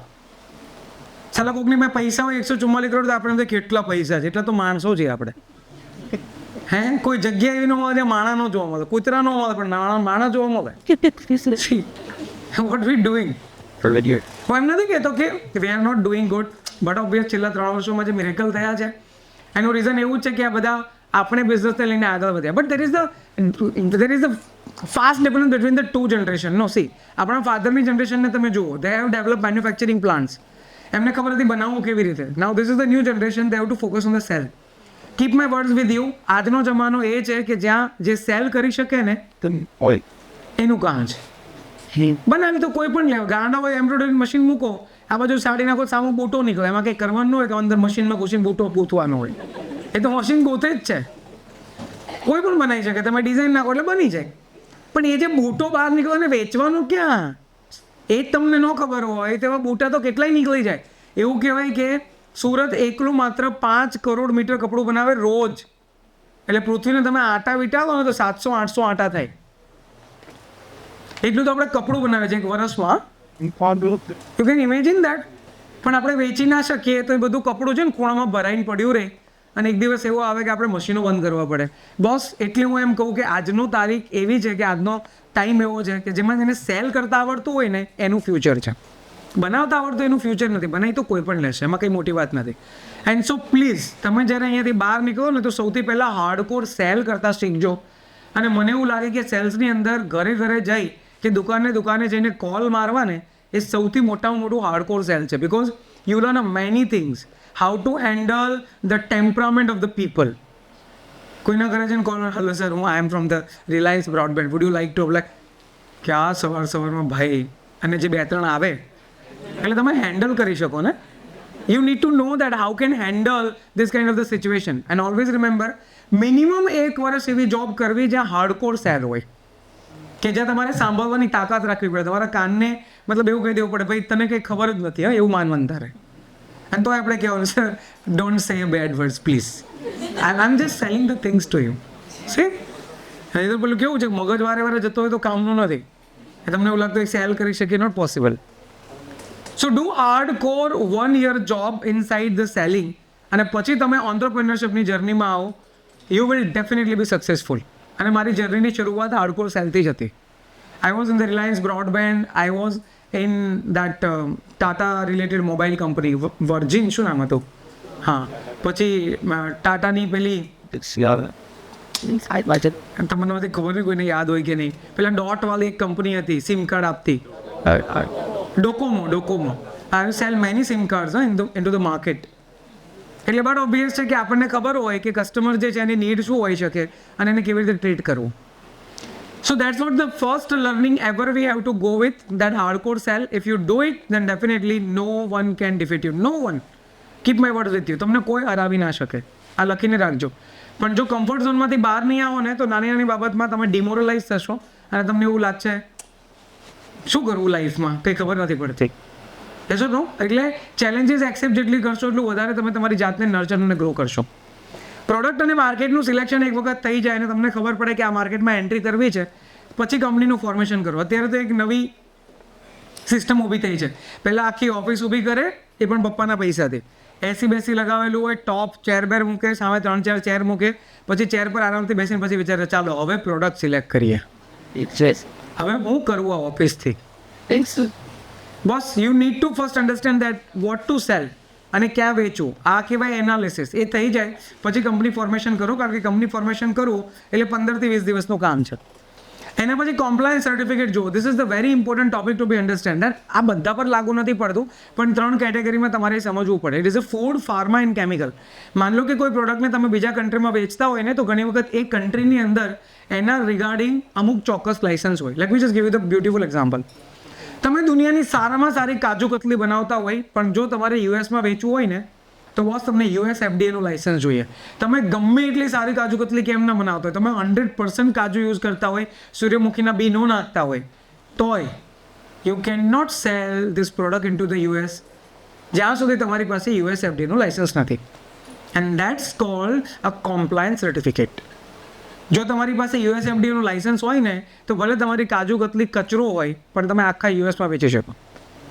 And that's called this compliance certificate. મેં તમને કીધું પ્રમાણે 3 કેટેગરીમાં જનરલી જોઈએ: food, pharma and chemical. Other than that generally આની જરૂરિયાત પડતી નથી, બટ જો કોઈ કન્ટ્રીમાં રિક્વાયરમેન્ટ હોય તો તમારે આપવું પડે. I have seen many time that in કપડા એમનો જે કલર હોય ને ડાઈંગ, એના બેઝ પર પણ એનું સર્ટિફિકેટ નીકળે. Sometime it is hazardous. સસ્તા કપડાઓનો જે ડાઈંગ કલર હોય એ હઝાર્ડિયસ હોય. એટલે બટ ઓબ્વિયસ તમે ઘણી વખત કપડાં પહેલાં ધોવામાં નાખો અને બીજા કપડા પર રંગ ચોંટી જાય તો it is called lower quality dye, કે જેના કારણે નુકસાન બોડીને પણ થાય કારણ કે એબ્ઝોર્બ કરે. એમ આઈ ક્લિયર? એન્ડ સો એના પણ સર્ટિફિકેશન હોઈ શકે. સો that's called the compliance certificate. Once you know that કે આ કન્ટ્રીમાં કોમ્પ્લાયન્સની જરૂરિયાત છે તો but obvious A compliance certificate કાઢી અને તમે આગળ વધી શકો. દેન ટાર્ગેટ માર્કેટિંગ, કે ભાઈ મારે આ કન્ટ્રીમાં સેલ કરવું છે એટલે એનું માર્કેટિંગ ચાલુ કરો. એટલે બટ ઓબ્વિયસ ઇન્ક્વાયરી જનરેટ થાય. અમુક લોકો તમને પૂછે કે ભાઈ મને કોટેશન મોકલો ને કે કેટલા રૂપિયા થાય, and then after you are getting the quotation from the CHA, it is called the custom house agent. This is a very important body, કારણ કે એના થ્રુ તમે કસ્ટમની અંદર ઇમ્પોર્ટ અને એક્સપોર્ટના ક્લિયરન્સ કરી શકો. પછી તમારે પેમેન્ટ રિસીવ કરવાનું, પેમેન્ટ આવી જાય એટલે પછી ગુડ્સને પ્રિપેર કરવાનું, ગુડ્સ પ્રિપેર થઈ જાય એટલે પછી તમારે અહીંયાથી મોકલવાનું. That's what the simple process of the export boss. It is not a big deal or there is no rocket science inside that. કોઈ એમ કે બહુ અઘરું છે અને આમ પૈસા જોઈએ પહેલાં ફલાણા ટિકિટ બહુ ડોક્યુમેન્ટ, કંઈ તંબુરો એવું છે નહીં. લોકલ બિઝનેસ કરતાં બી એકદમ સાદો ધંધો છે, કારણ કે દુનિયાના 239 કન્ટ્રીઓમાંથી 196 કન્ટ્રીમાં આ ધંધો સેમ રીતે થાય. સેમ રીતે. અમુકને વાત કરતા પેલો કિમ જોંગ ઉન, કે હમણાં બિચારો પેલું બાઢ આવી હતી, કેટલા 32 જણાને ફાંસી આપતી હતી. એ તમારે બધાને કંઈ કામ નથી. હવે બાઢ તો ભાઈ ભગવાન મોકલ્યા એટલે ભગવાન પાસે જ મોકલી દીધા. તો બટ ઓબ્વિયસલી એવા કન્ટ્રીમાં કદાચ આપણે અપેક્ષા નહીં રાખી શકીએ, બટ બાકીના 196 કન્ટ્રીઓ જે ICCના મેમ્બર છે, ICC it is called the international chamber of commerce. હવે આના જેટલા મેમ્બર છે બધાએ આ રૂલ્સ ફોલો કરવા પડે. તમે દુનિયાના કોઈ પણ ખૂણામાંથી કામ કરો, ધ પ્રોસેસ રિમેઇન સેમ. તમે ન્યુયોર્કના કોઈ પણ બિલ્ડિંગમાંથી કામ કરો કે સહારાના રણમાંથી કામ કરો, કોઈ ફરક નથી પડતો. That's what a particular process. You just have to follow the process. ચલો, આ તો મેં તમને વાત કરી કે પ્રોડક્ટ સિલેક્શનથી લઈ અને એક્સપોર્ટ કેવી રીતે થાય. But what about the custom clearance? જ્યારે ગુડ્સ કસ્ટમમાં જાય તો શું થાય? So let me just give the idea about the custom process. સૌથી પહેલાં તમે તમારા CHAને કોન્ટેક્ટ કરો. Late me just give you the example that માની લો કે મારી પાસે એક પેન છે અને મારે એક આખું કન્ટેનર પેનનું વિયેતનામ મોકલવું છે. વિયેતનામ મારી પાર્ટી છે, તો party will ask me that કે કેટલો ખર્ચો થાય મને જણાવો એમ. એટલે મારી પાસે પેનનો ખર્ચો મને ખબર છે, પણ મને મોકલવાનો ખર્ચો નથી ખબર. એટલે મેં CHAને કોન્ટેક્ટ કર્યો. CHAનું કામ જ એ હોય, તમે એમ કહો કે આ પોર્ટથી આ પોર્ટ સુધી માલ મોકલવાનો, એટલે તમને બધો ખર્ચો કહી દે. તમે એમ કહો મારે સુરતથી આ પોર્ટ સુધી મોકલો તો પણ ખર્ચો કહી દે. તમે એમ કહો સુરતથી મને એનું કોઈ સિટી હોય ત્યાં સુધી મોકલવો છે, દેટ્સ ફાઇન. તમે બોલો ક્યાંથી ક્યાં મોકલવો છે. એટલે એને માન લો તમને 2 લાખ રૂપિયાનું કોટેશન આપ્યું કે ભાઈ 2 લાખ રૂપિયાનો ખર્ચો થાય, તો તમે તમારી નેકેડ વેલ્યુ જે પ્રોડક્ટની હોય એના અંદર 2 લાખ રૂપિયા એડ કરો એટલે તમારું કોટેશન બને. આ કોટેશન તમારા હાથમાં આવે એટલે કોટેશન પાર્ટીને મોકલો અને નેગોશિએશન થાય. નેગોશિએશન ફાઇનલ થાય એટલે સામેવાળી પાર્ટી તમને પેમેન્ટ કરે અને પેમેન્ટ આવી જાય એટલે તમારે ગુડ્સ રેડી કરવાનું. તમે તમારી ફેક્ટરી માન લો કે સુરતની અંદર હોય તો તમે ગુડ્સ રેડી કર્યું એટલે ગુડ્સને તમારે મોકલવાનું હોય CHA પાસે. હવે માન લો તમારું CHA મુંબઈ છે, એક્ઝામ્પલ તમે માલ મોકલો છો નવા સેવા પોર્ટ મુંબઈથી, તો બટ ઓબ્વિયસ આ ગુડ્સ જે છે CHA પાસે પહોંચે એટલે CHA જે છે એને આગળની પ્રોસેસમાં એના ડોક્યુમેન્ટ રેડી કરે. આમાં ડોક્યુમેન્ટમાં 5-7 ડોક્યુમેન્ટ હોય, જેમાંથી 3 ડોક્યુમેન્ટ તમારે બનાવવાના હોય, બાકીનું તમારા CHA બનાવે. તમારે જે ડોક્યુમેન્ટ બનાવવાના હોય એમાં સિમ્પલ ડોક્યુમેન્ટેશન હોય. એ કોઈ તમારું પ્રીશિપમેન્ટ ઇન્વોઇસ કમ પેકિંગ લિસ્ટ, કે જેમાં આપણે કોમન ઇન્વોઇસિંગ બનાવતા હોય, તમે શું મોકલો છો, કોને મોકલો છો, ક્યાં મોકલો છો, કઈ ટર્મમાં મોકલો છો, પેમેન્ટ ટર્મ શું છે વગેરે. સેકન્ડ નંબરનું ડોક્યુમેન્ટ આવે, it is cold packing list, કે તમે કેવી રીતે પેકેજિંગ કર્યું છે એનો તમારે ડિટેલ આપવાની હોય. અને થર્ડ નંબરનું જે ડોક્યુમેન્ટ છે એ તમારું સર્ટિફિકેટ ઓફ ઓરિજિન, કે ભાઈ આ ગુડ્સ અહીંયાથી નીકળેલું છે. આ 3 ડોક્યુમેન્ટ તમે એને આપો એટલે બાકીના ડોક્યુમેન્ટ રેડી કરે અને એની સાથે કસ્ટમની અંદર ફોર્માલિટીઝ ક્લિયર થાય. કસ્ટમમાં ગુડ્સ જાય એટલે બટ ઓબ્વિયસ ત્યાં તમારું શિપિંગ બિલ ફાઇલિંગ થાય, બિકોઝ યુ આર એક્સપોર્ટિંગ. તો જ્યારે તમારું શિપિંગ બિલ ફાઇલ થાય એટલે તમારું કસ્ટમ ક્લિયરન્સમાં ગુડ્સ પહોંચે, એટલે કે કસ્ટમના અધિકારીઓ ચેક કરે કે બધું બરાબર છે એઝ પર યોર ઇનવોઇસ. જો બધું બરાબર હોય તો બટ ઓબ્વિયસ છે તમારા ગુડ્સને આગળ ક્લિયરન્સ મળે અને પછી આ ગુડ્સ જે છે કન્ટેનર સ્ટેશનમાં આવે. જ્યાં તમારું ગુડ્સ અત્યારે જે પહોંચ્યું હતું એ સાદી રીતે પહોંચેલું હવે કન્ટેનરમાં લોડ થાય. કન્ટેનર તમારું ભરાઈ જાય એટલે એ વેસલમાં આવે અને વેસલ તમારી સામેના કન્ટ્રીમાં પહોંચે. That's what the process of the custom. There is no clumsiness or we can say rocket science. અને સૌથી મોટી વાત તો એ છે કે બોસ આખી પ્રોસેસમાં તમારું કામ તો કંઈ છે જ નહીં. તમે ખાલી CHAને કોન્ટેક્ટ કરો એટલે બાકી બધું એ હેન્ડલ કરી લેશે. તમારે તમારી ચેર પરથી ઊભા પણ નથી થવાનું. એટલી સિમ્પલ પ્રોસેસ આજની તારીખમાં અવેલેબલ છે. You just think about it and your work will be happen. I know particularly કે 2011માં જ્યારે મેં બિઝનેસ ચાલુ કર્યો ને તો મેં આઈ કોડ માટે અપ્લાય કરેલું. સાંભળજો આ હતા. It is a basic document call the import export code કે જેના વગર ધંધો ચાલુ ન થાય. તો મેં આઈ કોડ માટે અપ્લાય કર્યું એટલે મને 7 મહિને આઈ કોડ મળ્યો DGFTમાંથી. અને એમાં પણ 50 ડોક્યુમેન્ટની કેટલી કોપીઓ આપીને કેટલી વખત ધક્કા થતા ત્યારે. એટલે એક ટાઈમે તો હું કંટાળી ગયો. મને એમ થયું ભાઈ તમે લાઇસન્સ આપવામાં જો આટલું ડિલે કરતા હોય તો બાકીનું કામ તો કેદી થશે. એટલે હું સ્પેશિયલ લાઇસન્સ આવ્યો ને હાથમાં ત્યાં સુધી બધું ડિમોરલાઇઝ થઈ ગયો હતો. મેં કીધું આ બધું ના થાય. કારણ કે બેસિક લાઇસન્સ ને જેના વગર ધંધો ન થાય એ લાઇસન્સ કાઢતા 7 મહિના થયા. તો પેલા DGFT વાળા ડિરેક્ટર જનરલ જે હોય ને એને મળવા ગયેલો. હું સિરિયસ આવ્યો વાસ્તો કે બોસ તમે મને 7 મહિનામાં લાઇસન્સ આપ્યું છે. માન લો કે મારે આજે કોઈને ટમેટા મોકલવા હોય અને હું આજે ટમેટા મોકલું તો પહેલાં ટમેટા મળે કે સોસ મળે? કારણ કે તમે મને જવાબ આપો તો નહીં તો ડાયરેક્ટ સોસ જ મોકલો જો સોસ મળવાનો હોય તો. કારણ કે તો ટમેટા પહેલાં બિચારાને જોઈતા હોય અલ્ટિમેટલી પહોંચે તો સોર્સ જ છે. Yes or no? So that was clumsiness at a time when I have started business. Boss, I am telling you, right away in 2024. એવું એક પણ ઇન્સિડન્ટ નથી જે મને યાદ હોય કે જેમાં કોઈ પણ જાતની પ્રોસેસમાં ક્યાંય પણ ડીલ હોય. આજની તારીખમાં આ આઈ કોડ બોસ 7 મિનિટમાં નીકળે છે. કેટલા? 7 minute. It's 7 minutes. You just go to the DGFT website, you just apply it, just put the data inside, 500 રૂપિયાની રિસીપ્ટ લો અને તમારો આઈ કોડ તમારી સામે છે. And so I am always saying that this is the perfect time to enter into the international business, boss. આનાથી સારો time ક્યારેય હોઈ ના શકે અને આવનારું ફ્યુચર આના કરતાં પણ ગ્રાન્ડ તમને દેખાશે. Is that clear what I'm saying? And that's what the new India, that's what the young India, and that's what the entrepreneur India, what I'm seeing in the future. So, government is doing lots of things for the new generation, but what exactly we are doing? હવે આપણે એ વિચારવાની જરૂરિયાત છે. તો government જ્યારે compatible હોય ને તો કામ બધા આસાનીથી થાય અને એને ફોકસ કરીને આગળ વધે તો we can do a lot more changes in the world's market. ચલો, now I am coming to the question. I know that આટલા બધા ક્વેશ્ચન તમારા દિમાગમાં હશે. સૌથી પહેલું પ્રોડક્ટનું selection, then market selection, investment. Gujarati હોવાના નાતે આ તો કોમન સવાલ. રોકવાના કેટલા એ કહો. Yes. Then after document required export import business. તમારે જ્યારે ફોર્મ ચાલુ કર્યું હોય તો કેટલા ડોક્યુમેન્ટ બનાવવા પડે. ગવર્મેન્ટ સાંભળ્યું છે કે બહુ બધી હેલ્પ કરે એક્સપોર્ટરને, તો એ કેવી રીતે? એના પછી રિસ્ક. અગેન ગુજરાતી હોવાથી બીજો સવાલ, જાશે તો નહીં ને? યસ ઓર નો? ડૂબે તો નહીં જાય ને? હા, F&Oમાં નાખે તો કાંઈ વાંધો નથી, પણ એ આપણને અહીંયા સવાલ પૂછે ડૂબે છે તો નહીં ને? પહેલાં પણ ઉઠીને ખબર ન હોય કે આજે શું થવાનું છે. રાતે નાખ્યો 10,000 બીતા અવાર થાય 0 હોય. એમાં કહેते કે ફોરેક્સમાં બોલો લો આવડ્યા 22 વર્ષના છોકરાઓ ફોરેક્સ રમે છે. આને કંઈ ધંધા જ નથી બોલો. મતલબ બીજો કંઈ ઓપોર્ચ્યુનિટી કે ઓપ્શન દેખાતા નથી, તમારે ફોરેક્સ રમવું પડે. અરે ફોરેક્સ કોનો સબ્જેક્ટ છે જેની પાસે વધારાના પૈસા પડ્યા રહેતા હોય? આ તો માર્કેટમાંથી 10 લાખ ઉઠાવે વ્યાજે ને પછી ફોરેક્સમાં નાખી દે કે 20 લાખ થઈ જાય, પછી બાપાને મકાન વેચવું પડે વાય. જરાક તો સમજો કે બેસિક શું છે, ફંડામેન્ટલ શું છે. જ્યાં હોય ત્યાં પૈસા ભરડી નાખીએ છે. બાપાને બનાવતા બહુ ટાઈમ લાગ્યું છે બોસ. એટલે મેં કીધું કે ક્યારેય તમે 1 રૂપિયો પણ કોઈ જગ્યા પર અવૈધ ઇન્વેસ્ટ કરો ને એના પહેલાં પ્લીઝ એક વખત તમારા ફાધર સાથે બેસજો. જો 2 નંબરના સોર્સથી આવતા હોય તો નાખો તમ તારે, પણ જો દિલથી કમાયા હોય ને તો તમારો 1 રૂપિયો પણ બગાડેલો ને એને સીધા હાર્ટ પર લાગશે. Keep my words with you. એ તમને કંઈ કહી નહીં શકે બિકોઝ તમે એમના સન કે ડોટર છો, બટ એ જે દિલ પર લાગ્યું હોય ને એનો કોઈ હિસાબ ન હોય, કારણ કે 1 રૂપિયો પસીનાથી આવેલો છે અને તમને ખબર નથી કે પસીનો કેવી રીતે પાડેલો છે. And so I am requesting everyone, please don't bet on anything. Go with the real-time opportunities, identify the potential. I am giving you the assurity, boss. 5 વર્ષમાં કરોડપતિ ના બનો તો મને કહેજો, પણ 5 વર્ષ પેશન્સથી આપો. ધીરજ રાખીને તમે એનાલિસિસ કરો ને એને સમજો. એટલી ઓપોર્ચ્યુનિટી છે કે જેની કોઈ સીમા નથી. અને there are several examples of it. Several કે જે લોકોએ શરૂઆત કરી હોય નાના પાયેથી અને આજે જેનું ટર્નઓવર આરામથી 25-30 કરોડનું વાર્ષિક હોય. અને કેટલા વર્ષના છોકરાઓ? 27-28 વર્ષના છોકરાઓ.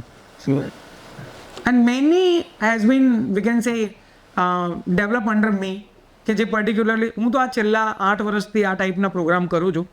હું ગવર્મેન્ટ ઓફ ઇન્ડિયાની કેટલી બોડી સાથે જોડાયેલો છું, ઘણી બધી એપીસીમાં મેં પ્રોગ્રામ આપેલા છે. એન્ડ બટ ઓબ્વિયસ મારો પર્પઝ એવો હોય કે સાચું અને સારું નોલેજ લોકોને મળે કે જેથી એક સારી દિશા પકડી શકે. And so I told it is my personal analysis, એક પ્રોડક્ટ પકડો ને એક પણ માર્કેટ પકડો ને તો પણ તમે કરોડપતિ બની શકો. Then but obvious how to find out the buyer. મારી પાસે પ્રોડક્ટ તો છે પણ બાયર કેવી રીતે શોધવા. દેન બાયરની ગેરંટી શું કે કાલે ઉઠીને મને પૈસા આપશે. Then after reliability the product. ઘણા બધાને તો એવું લાગે ઇન્ડિયન પ્રોડક્ટ બહાર વેચાય, કોણ લેતું હશે? આપણે ખુદ લેતા નથી. પણ જો ન લેતા હોય તો બટ હવે 35 લાખ કરોડનો એક્સપોર્ટ થોડું થાય ભાઈ. There are several credible companies in India જે આખી દુનિયામાં માલ વેચે છે. You will not going to believe that કે ઇન્ડિયાની અંદરથી કેટલી ટ્રેક્ટર કંપની છે કે જે ચાઇનામાં ટ્રેક્ટર વેચે છે. હવે આનાથી મોટો એક્ઝામ્પલ શું હોય? Tell me. આપણી Indian tractor manufacturer company, submersible pumping કંપનીઓ ચાઇનામાં સબમર્સિબલ પંપ વેચે છે. We are the largest importer of submersible pump from the China. અને આ લોકો ઉલટી ડિરેક્શનમાં નાવ ચલાવે છે. બોલો, એટલે ખેરખાઓ પડ્યા છે ઇન્ડિયામાં, એવું નથી. And we are very smart people, I am telling you. Because આપણી પાસે છે ને ઇનર પોટેન્શિયલ બહુ છે, પણ આપણે કેવું છે કે તકલીફ પડે ને ત્યારે બહાર નીકળે, એના સિવાય બહાર ન નીકળે. Late me just give you the example. Pandemic ટાઈમમાં આપણે થોડા નવરા પડ્યા, કારણ કે આપણી લાઈફમાં આપણે પહેલી વખત આવો કે બ્રેક લીધો, કે જે આપણે ઘરમાં જ બેઠા હોય ને ભજ્યા ભગવાન મજા કરી હોય. બાકી તો નહીંતર આપણને ખબર જ છે કે ઘરમાં ટાટીઓ ટકે જ નહીં આપણો. આ તો બહાર જ નહીં નીકળવાનો, કરવાનું શું હતું કે બધા બેસો. તો એ ટાઈમ આપણને એવું બધું કે આપણામાં બહુ બધું રિસર્ચ અને એવું બધું કર્યું. Let me just give you the example કે આપણું પોટેન્શિયલ શું છે. N95 we all are knowing, no N95 mask. તે ટાઈમે તેવું તૂત માર્કેટમાં આવેલું હતું કે N95 માસ્ક નહીં પહેરે ને તો મરી જાય માણસ, બરાબર કે નહીં? એટલે બધા માર્કેટમાંથી N95 માસ્ક ખતમ કરી નાખ્યા. પછી આપણું N95 માસ્કનું મોટાભાગનું ઇમ્પોર્ટ હતું ઇન્ડિયામાં ફ્રોમ ચાઇના મોસ્ટલી. એટલે માર્કેટમાંથી માસ્ક ખતમ થઈ ગયા, એટલે બટ ઓબ્વિયસ કે એના વગર તો મરી જશું એવું આપણને હતું, એટલે બનાવવા તો પડે. એટલે આપણે શું કર્યું, એના પર જુગાડ ચાલુ કર્યું. ભાઈ આ બનાવવાનું કેવી રીતે? એટલે કોઈ સ્માર્ટ માણસ હશે કે જેણે એક માસ્ક તોડ્યું અને ખબર પડે કે આમાં 3 લેયર આવે, અલગ અલગ લેયરમાં અલગ અલગ થિકનેસના કે GSM માં અલગ અલગ વેકેન્સી એના પેપર કે ભાઈ કપડાં આવે અને બધું ભેગું કરી બહુ સ્માર્ટલી લેસ પટ્ટાના જે મશીન આવે ને, લેસ પટ્ટાનું જેમાં લેસ બને, એ મશીનની અંદર બીબું બનાવ્યું માસ્કનું અને માસ્કનું પ્રોડક્શન ચાલુ કર્યું. It was the first invented in Surat. પહેલું માસ્ક સુરતમાં બન્યો અને એમાં કોઈ મશીન કંઈ માસ્ક બનાવવાનું નહીં, લેસ પટ્ટાના મશીનમાં બીબું બનાવ્યું ને એમાંથી માસ્ક ચાલુ કર્યા. અને કેટલા માસ્ક બનાવ્યા બોસ! તમે ખાલી સુરતનો ડેટા કાઢો, એ આખી સિઝન દરમિયાન સુરતે લગભગ 2200 કરોડના માસ્ક સેલ કર્યા પૂરા ઇન્ડિયામાં આ લેસ પટ્ટાના મશીનમાંથી. અને એ હજી વાત ત્યાં અટકતી નથી. માસ્ક તો આપણે જિંદગીમાં ઘણી વખત કદાચ જોયા હતા. N95ની પહેલી વખત ખબર આપણને પેન્ડેમિકમાં પડી, પણ લાઈફમાં કોઈ એવું નહીં વિચાર્યું હોય કે માસ્કની અંદર હળદર આવે. એટલે બટ ઓબ્વિયસ આપણે ટર્મરિક વાળા માસ્ક બનાવ્યા. એના પછી પેલું મમ્મી એવું કીધું કે ભાઈ કપૂર બાંધો એટલે કોરોના દૂર સુધી ન આવે, તો કપૂર વાળા માસ્ક બનાવ્યા. કોઈ કીધું તજમાં મજા આવશે તો તજ વાળા માસ્ક બનાવ્યા, વિક્સ વાળા માસ્ક. બસ દુનિયાએ કોઈથી માસ્ક જ આવા જોયા નહોતા. પેલા ચાઇના વાળાએ 200 કરોડના પેલા હળદર વાળા માસ્ક ઇમ્પોર્ટ કર્યા, ટર્મરિક વાળા. આ મોકલો કે આમાં મજા આવે છે. That's what we are. You cannot imagine. We have exported that Haldiwala mask around in 102 countries, boss. અને આજની તારીખમાં જાય છે એ mask. That's what we are. We can do lot more things. આપણે બસ બેસીને થોડું રિસર્ચ કરવાની જરૂરિયાત છે.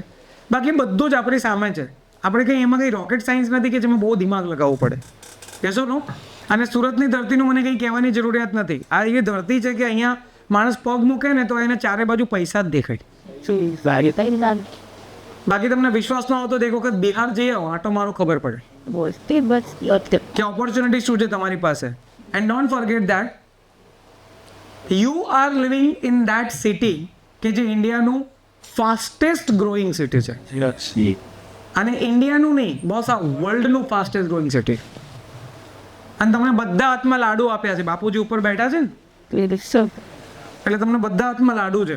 તમે જો મેટ્રો તમારી પાસે હવે અવેલેબલ છે, ઇન્ટરનેશનલ એરપોર્ટ હવે તમારી પાસે આવી ગયું, તમારી પાસે ઇન્ડિયાના વન ઓફ ધ લાર્જેસ્ટ પોર્ટમાંનું પોર્ટ એટલે હજીરા પોર્ટ જે હેન્ડલિંગ કરે છે અદાણી. અને અત્યારે ગવર્મેન્ટનો પ્લાન છે કે વિશાખાપટ્ટનમના લેવલ પર સુરત પોર્ટને ડેવલપ કરવું. એટલે તમે સમજો આવતા 10 વર્ષમાં સુરતનું એક્સપાન્શન અત્યારે જેટલું છે એના કરતાં ડબલ ઉપર જશે. એના ઉપરાંત તમારી પાસે બુલેટ ટ્રેન, એનું પહેલું સ્ટેશન એટલે એ પણ સુરત ડેવલપ કરે છે. અને એ ઉપરાંત જે કોડ્રિલેટરલ આખો હાઈવે આખા વર્લ્ડમાં આખા ઇન્ડિયામાં નીકળે છે એનો પહેલો ફેઝ પણ તમારે ત્યાંથી, it is the Delhi Mumbai corridoral highway. એ ઉપરાંત ફ્રેટ કોરિડોરની સૌથી પહેલી લાઈન એટલે ટ્રેન લાઈન એ પણ અહીંયાથી. તમને ખબર હોય તો એ વચ્ચે એક આખી નવી લાઈન જે નીકળી જેના ઉપર ખાલી ફ્રેટ કોરિડોર છે, એટલે ત્યાં માલગાડીઓ સિવાય કંઈ નહીં ચાલે, કે જેનાથી કમ્યુનિકેશન ફાસ્ટ બને. You just think about you and everything is around you. બસ આજે નહીં ને તો ક્યારેય નહીં. And so I am always saying this is the perfect time. જો આજે આ ઓપોર્ચ્યુનિટી ગ્રેબ કરી તો સમજજો કે આવનારા ટાઈમમાં તમને કોઈ રીચ નહીં કરી શકે એ લેવલની સિદ્ધિ તમે હાંસલ કરી શકો. પર્ટિક્યુલરલી ખાલી આ બિઝનેસમાં ફોકસ કરો. And the highest industrial belt in India is from Vapi to Ahmedabad. આખા ઇન્ડિયાની ટોટલ જેટલું પ્રોડક્શન થાય એના પ્રોડક્શનનો 40% હિસ્સો એ માત્ર ખાલી આ બેલ્ટનો છે, from the Vapi to Ahmedabad. And તમે બોલો પ્રોડક્ટ અને તમને આ બેલ્ટમાં ના મળે એવું બને નહીં. તમે બોલો ખાલી. ડોન્ટ ફર્ગેટ ઇન્ડિયાના ટોટલ એક્સપોર્ટમાંથી 33% એક્સપોર્ટ એ ખાલી એકલું ગુજરાત કરે છે. You are the largest exporter in Gujarat, so in India. You just think about it. 27 રાજ્યોમાંથી એક રાજ્યનો હિસ્સો 33%. Who we are, just think about it. અને તમે એક સિટી પકડો, બધાની પોતાની એક વેકેન્સી ઓળખ છે. તમે સુરત પકડો એટલે ટેક્સટાઇલ અને ડાયમંડ એનું હબ છે. તમે વડોદરા જાઓ એટલે હેવી ઇન્ડસ્ટ્રીયલ. તમે રાજકોટ જાઓ એટલે ઓટોમોટિવ. તમે બોલો શેનો પાર્ટ જોઈએ છે? તમે મર્સિડીઝનો પાર્ટ માંગો ત્યાં મળે. તમે ઊંઝા જાઓ એટલે મરી મસાલા. તમે મહુવા જાઓ એટલે તમને બધું ડિહાઇડ્રેટેડ મળે. It is onion and flakes and garlic વગેરે. તમે મોરબી જાઓ, દુનિયાનું હાઈએસ્ટ એક્સપોર્ટેડ સિટી ટાઇલ્સમાં. તમે અંકલેશ્વર અને ભરૂચ જાઓ એટલે તમને ફાર્માસ્યુટિકલ મળે દુનિયાનું. તમે વાપી જાઓ એટલે તમને પ્લાસ્ટિક મળે. તમે અમદાવાદ જાઓ એટલે તમને ફૂડ મળે. તમારે જે ટાઈપનું ફૂડ જોઈતું you will find out in Ahmedabad. Boss, every city has there charm and that's what the state of our. So આજે નહીં, it might be happen that કે ક્યાંક ખોવાઈ જઈશું આપણે. And so I am saying that we have to raise ourselves. If we do it, we can do a lot more things in our life, whatever we expected. Chalo. એના પછી custom clearance, shipping and logistic, and thereafter how can I start? That is the biggest question ever. કેવી રીતે શરૂઆત કરવાની? હવે હું બધું તો કવર નહીં કરી શકું. મારી પાસે 5 મિનિટ એમ ટાઈમ પ્રમાણે છે, પણ હું 20 મિનિટ લઈ શકું ખરા? હે ને? હા સર, ચલો. તો આપણે છે ને બહુ ઇમ્પોર્ટન્ટ ટોપિક પર વાતચીત કરીએ. બધું કવર મારાથી નહીં થાય, so I am going through the very important topic. સૌથી પહેલાં આપણે વાત કરીએ પ્રોડક્ટ એન્ડ માર્કેટ સિલેક્શન. તો એના વિશે મેં તમને થોડી બેસિક માહિતી આપી દીધી છે, એટલે હું તમને એક નાની એવી ખાલી વાતથી અવગત કરાવું છું. સી, ઘણી વખત આપણને એવું લાગે કે કઈ પ્રોડક્ટ પર કામ કરવું જોઈએ. મારી પાસે મારા ફાધરનું મેન્યુફેક્ચરિંગ નથી, so how can I select the product?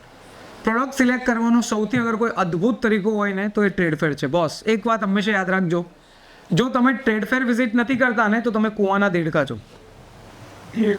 If you are not visiting the trade fair, because trade fair will give you the idea that what exactly been manufacturing inside the India. કારણ કે trade ફેરની અંદર જેટલા લોકો આવે ને એ પોતાની નવી પ્રોડક્ટને રિપ્રેઝન્ટ કરવા આવે, એમને પ્રોડક્ટ વેચવી છે.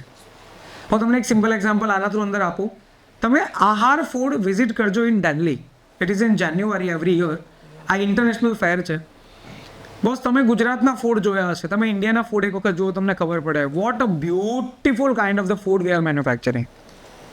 અને એ પણ 12 મહિના, 24 મહિનાની શેલ્ફ લાઈફ. તમે રેડી ટુ ઇટ ક્યારેક ખાવ તો ખરા? તો હોંગકોંગની અંદર આમ રેડી ટુ ઇટનો આમ બાઉલ ખોલે ને પેલો ગરમા ગરમ બનાવે ને પાવભાજીનો, તો આમ સ્મેલ આવે તો વાહ, આપણે ઇન્ડિયામાં બેઠા છીએ. આમ sir, that's what we are doing. Otherwise ready to it જે પર્ટિક્યુલરલી ડિહાઇડ્રેટેડ બનાવે, યુરોપિયન કન્ટ્રીઓએ એનું ઇન્વેન્શન શું કામ કરેલું? બિકોઝ બધા અલગ ફ્રૂટ અને વેજીટેબલને ડિહાઇડ્રેટ કરવાના અને પછી જ્યારે જોઈતા હોય ત્યારે પાણી નાખીને ખાવાના. આ એની રિક્વાયરમેન્ટ હતી, એટલે એને બનાવેલું. એ ટેકનોલોજી ઇન્ડિયામાં આવી તો આપણે એનો ભરપૂર યુઝ કર્યો. આજે આખી સબ્જી રેડી ટુ ઇટ આપણે બનાવીએ. બસ, this is the invention of us. તમને દુનિયાના કોઈ ખૂણામાં આવું ફૂડ નહીં મળે કે તમે દાળ ભાતને ડિહાઇડ્રેટ કરી અને પછી કોઈ પણ જગ્યાએ ખાવા વખત ખાલી પાણીનું એના અંદર ખાલી મિશ્રણ કરો એટલે રેડી દાળ ભાત. એમ તમે જોવો એવી રીતે તમને એમ લાગે કે આપણે ઘરે બનાવેલા દાળ ભાત હોય એવા. And there are several company, but જો દિખેગા वो बिकेगा. જો દુનિયાને ખબર જ ન હોય કે આપણે આવું કંઈ બનાવીએ છીએ તો વેચાય કેવી રીતે? Tell me. And this is the biggest issue with India કે આપણે બનાવીએ તો બહુ બધું છીએ પણ એ દેખાતું નથી. અને એટલા માટે આહાર ફૂડ તમે વિઝિટ કરો તમને ખબર પડે બોસ એટલી વેરાયટીઓને ભયંકર આપણી તો ખાવાની અંદર પકડ છે. સાઉથ ઇન્ડિયાવાળાએ ઢોસા બનાવ્યા. તમે આજની બી તારીખમાં તમે બેંગ્લોર વિઝિટ કરો કે તમે કોઈ પણ આંધ્રા વિઝિટ કરો, કોઈ પણ સ્ટેટ વિઝિટ કરો સાઉથનું, you will find out that કે ઢોસાની વેરાયટીમાં કોઈ ફરક નથી. You will find out 3 chutney over there. કેળના પાન પર તમને ઢોસા આપે, મસાલાવાળો મસાલા વગરનો. પણ ભાઈ એક વખત જો સાઉથ વાળો સુરતમાં આવી જાય ને તો ગાળો થઈ જાય. એને એમ થાય કે માય ગોડ, મારી જિંદગીમાં કોઈ દિવસ અરે ચોકલેટ ઢોસા હે, અને હજી તો એનાથી ઉપર આપણે ગયા છે ice cream dosa. It's amazing boss. Like એ બિચારો અહીંયા આવે તો ગાણો થઈ જાય. એને એમ થાય કે ભાઈ ઇન્વેન્શન તો તું બી કરી લેવો ભાઈ, કે seriously. And so that's what the thing કે જે આપણે કરી શકીએ છીએ. અને આ ચીનાઓ શું ખાય છે? તમે ક્યારેક ગૂગલ પર ફૂડ તો સર્ચ કરજો. સાલા 4 પગે ચાલતું કંઈ પણ હોય ને બધું ભસ્મ કરી જવાનું.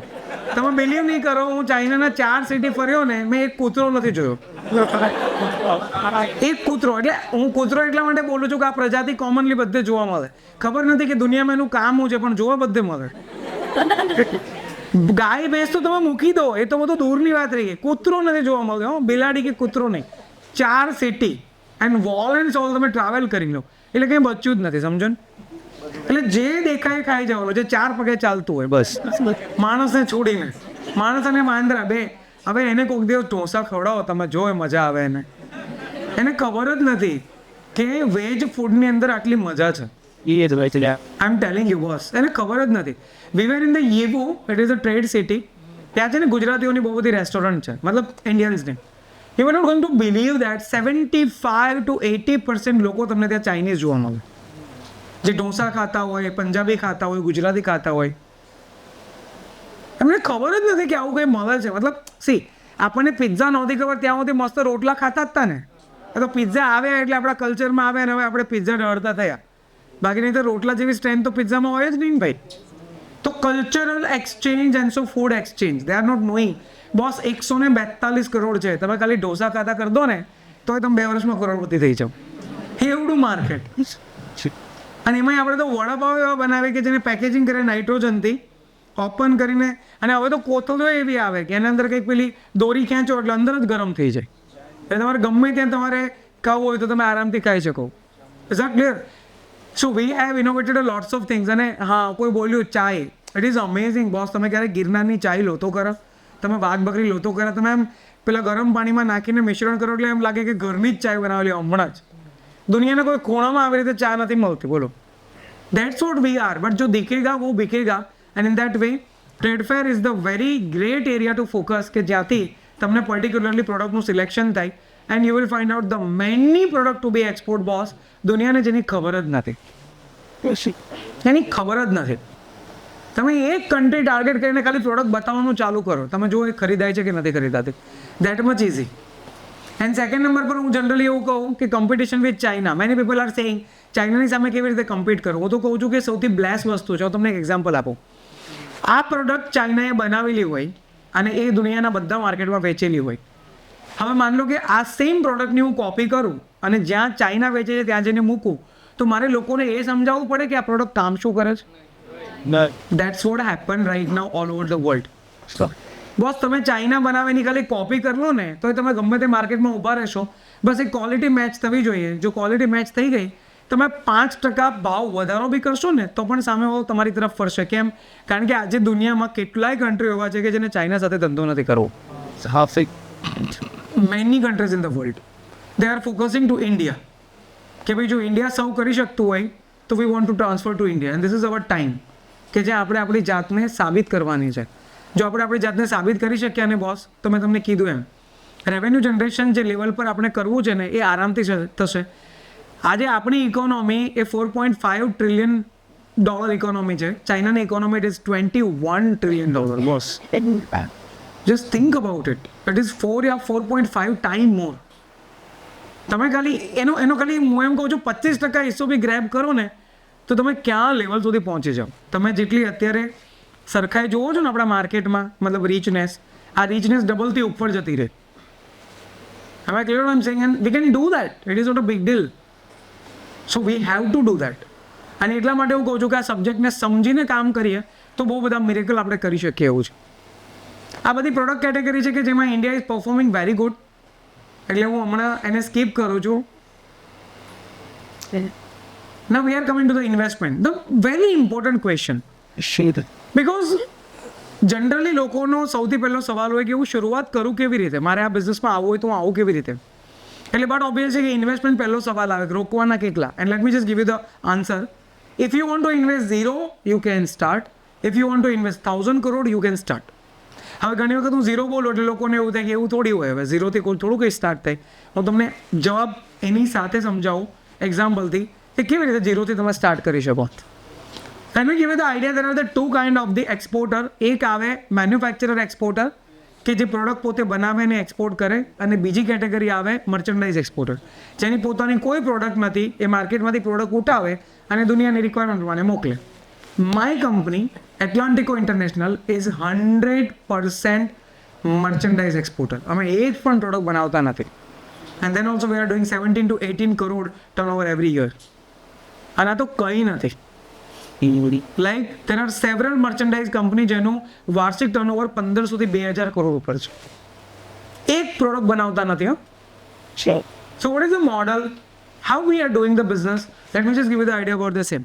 See, એક મેન્યુફેક્ચરર એક્સપોર્ટર હોય ને, અથવા તો એક મેન્યુફેક્ચરર, એના 3 બેસિક પેઇન હોય. તમે રિલેટ કરજો મારી વાતને.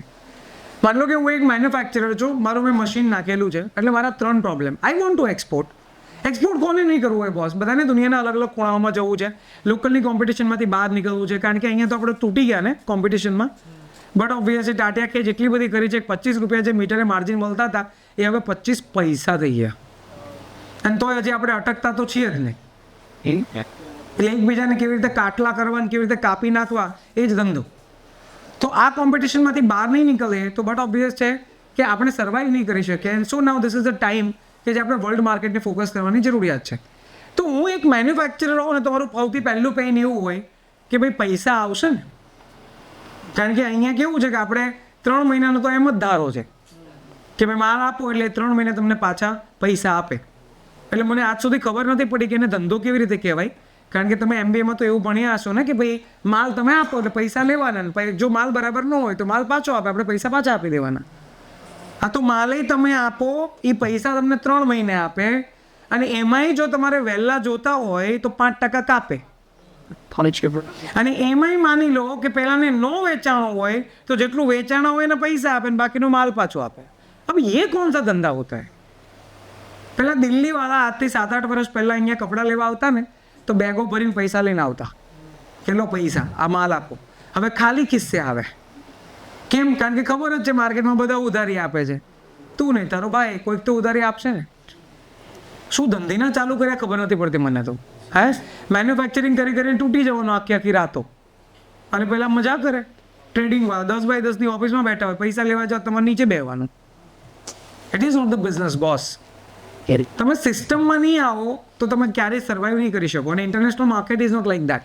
હું એના પર આગળ આવું છું. પણ એમનું સૌથી પહેલું પેઇન એવું હોય કે પેમેન્ટ આવશે તો ખરા ને, પેમેન્ટ નહીં આવે તો એક્સપોર્ટ તો કરીએ.